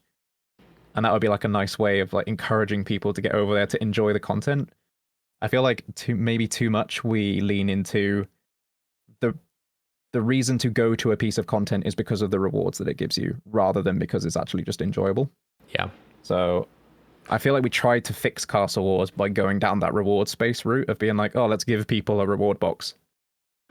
Maybe instead of doing that, we should focus on trying to make the gameplay of Castle Wars a little bit more fluid and enjoyable. And I think one way of doing that is by like highlighting what cool people can do in Castle Wars. Like one of the reasons that I got into PvM was watching good PvMers and being like, oh, like I want to try learning what 4-1 is at Chambers or whatever. Yep. So if we give like the competitive people more of a platform, then maybe that encourages more people to try and get into that space. I think you're totally right. And, no matter what they try to do to try to encourage just normal casuals to go do Castle Wars, I mean, just think even the activity bar, that's going to be a total shit show, because then it's just like, okay, how can I get the quickest activity and then AFK? Nobody's going to be defending the castle because you're just sitting there AFKing trying to wait for the people to come. Like you can't even participate in the game normally. So an activity bar is horrible, the AFKing is horrible, and I think the only way, like you mentioned, is the competitive nature. And I think you're right. Broadcasting it on the old school channel and making it so, one, you're not being randomized into teams. No, this is a legitimate, like you're going to be organized thing. Yeah, like you're going to be running scrimmages with your team of like, okay, this is our team. We got to figure out strategies to beat the next team. And I honestly think it would be amazing if Jagex were to fund or directly have like a prize pool of GP to the winners. Yeah, I think that'd be cool too. Like imagine like Sunday rolls around and it's like Championship Sunday, and you've got like the Catherby Crusaders versus the Baroque Vanquishers or something, and it's like you're just sat there like rooting for your team. Yes. And we've got some casters going on and stuff. Like, I just think that would be fun. It like encourages more people to get involved in the content, to actually care about it from a competitive side of things, rather than just trying to fix the issue by giving people more of a reason to go there in from like a reward perspective. I don't know. Yeah. I feel like there's more that we could be doing rather than just Deadman stuff. Deadman is super cool and I love watching it. But I think if there's one thing that I've learned from like watching community run events, things like the speedrun cup that EVscape does, there is always so much hype for that because people will inevitably find a team that they want to win. Yep. It doesn't matter like necessarily who's on that. Like, you'll just pick a team based on the branding of it or whatever and be like, oh yeah, like I really want the I don't know, whichever team it is. Like this is my team now, and they're going to the top, baby. Let's go. You know, like, yeah. We could be doing more of that, I think. But yeah, totally. I can understand why. Like CM team are really swamped, and we maybe don't really have time to do it. But I feel like we could just offer the platform at the least, right? So like, okay, this is the old school stream for it. We'll like host it and spectate, and you guys can do the casting. You can do all the whatever you want. And do all the organization yourself. Yeah, I don't know. I feel like that's a cooler idea than, oh yeah, let's add another award to the shop. Yeah, and activity bars are always the worst. They're so bad. Yeah, just find someone on the other team to box for a bit, you know. Yeah. Seriously, that's just all it'll be, and then just chill. Okay, so we've covered a lot of ground, and I kind of want to wrap the conversation up with Raids 4 because. Ooh. Raids 4 did sound like it got, kind of secretively announced at Runefest, and they sound like they're planning on doing it next year, if I'm not mistaken. Yes. Yep. So let's get a little bit of what you can share about Raids 4. I know obviously so much of it is not public at all, but maybe some of your ideas as a player of what you would maybe like to see from Raids 4. Are you going to be working on it directly? Are you going to have any? Yeah. This is the thing. I don't know quite yet if I'm going to be working on it directly. I would hope that I would be. From like a QA perspective, at least anyway. Like I'd like to work on it. Obviously, from like we call ourselves stakeholders. So if I'm interested in a piece of content, then I can like sign up as a stakeholder and be included in the conversations and stuff like that. So I obviously will be from that side of things. I wish that I had something that I could tell you about Raids 4. I was even surprised that it was announced at Runefest, to be honest. I knew it was on the horizon and it was something that we were thinking about doing. But yeah, it was really cool to see as like myself, because I was like, oh shit, like we're talking about it. That's cool. I have so many ideas for Raids 4. Like I could sit here and talk to you all night specifically about this topic. The problem is, if we decide to use any of these ideas, then I am not going to be able to. I shouldn't be talking about them. So I'm kind of sat here wanting to talk about it, but I don't know if I can. I will say that I have, and I don't think this is what we will do, so I'm happy to talk about it, but I've designed my own raid like so many times. The one that I'm most proud of it's like a God Wars themed raid where you essentially do all 4 God Wars generals like in each, like as like a boss rush, but they're like upgraded versions of them. So like a hard mode God Wars type thing. I feel like God Wars in general is like a really nice like thematic idea for a raid, and then the final boss would be like more along the lines of Angel of Death from RS3, but with like an old school twist. So I would do it so that, let's say like hard mode Nex is the final boss, you get to pick which ancient spell she's like imbued with. So obviously in the normal Nex fight, she goes around the minions, right? And then as you kill the minions, she goes into the next phase, and then that she imbues the next power of like shadow or blood or whatnot. So like going into the fight, you can say, I want to fight the blood version of Nex. And it's like a very, very souped up blood version of Nex. Like all the mechanics are like very enhanced. And the reward for doing this is you get it wouldn't work with blood because we already have Blood Torva, but you would get a cosmetic variant for, like if you did the ice version of Nex, you could have a chance of getting Ice Torva type thing. Ooh, I feel like it would be quite a cool way of like getting that into the game. So that would be like one angle that I would maybe look at if I was the one that was doing all the design work for it. I don't think that's the way that we're going to go. So, I could share that as a thought that I've had, but trust me, the people that are going to be working on it, they're cooking. Yeah, no, I'm sure I'm sure Raids 4 is gonna just be a total banger. Do you have any ideas for mega rares? How that's even gonna look? Yeah, I do personally, and I've spoken to Modcurse about this a few times because he and I are very, very much on the same page about what we want the final boss to be. And there is a very, very clear item that could come from this boss. So I can't say exactly what it would be because I don't want to, in case we do go down this path, I don't want to spoil things for anyone. But yeah, I've given a lot of thought as to what a mega rare could be from this. Okay. It's very difficult because obviously we now have the mega rares for each combat style, right? So if we do a melee mega rare, how does it compete with the scythe? Is it better than the scythe? Is it like a side grade to a scythe? Not sure how that looks. I have an idea in my head. I can't spoil things for you just yet.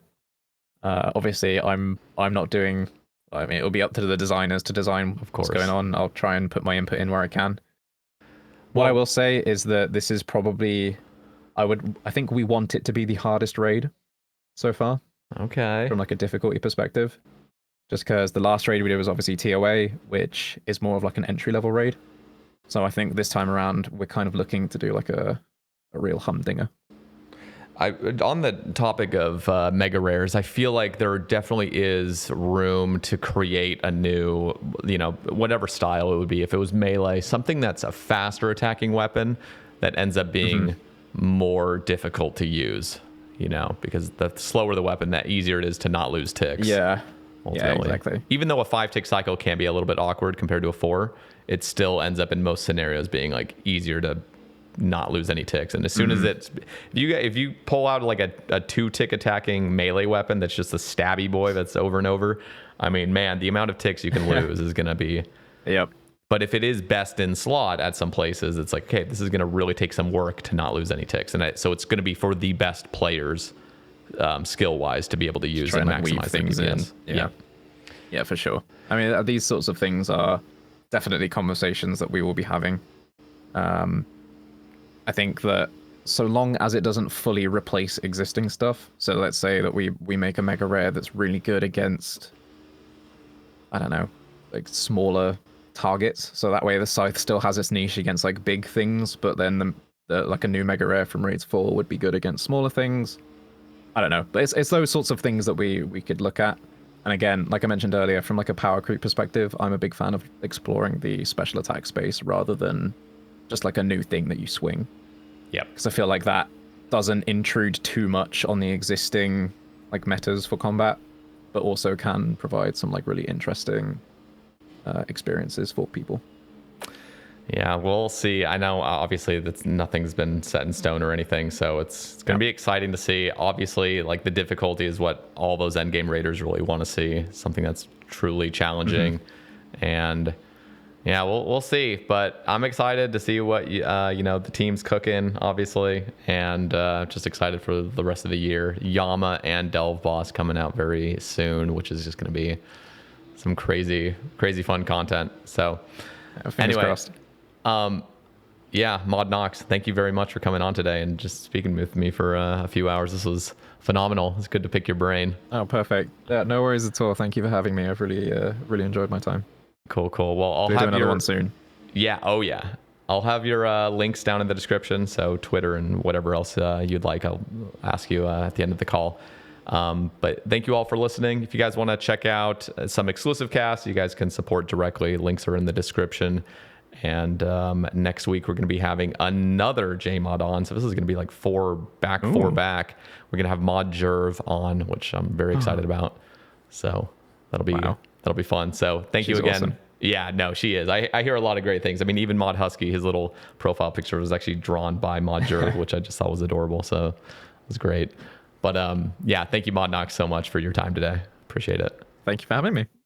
All right, guys, we'll catch you in the next one. Peace.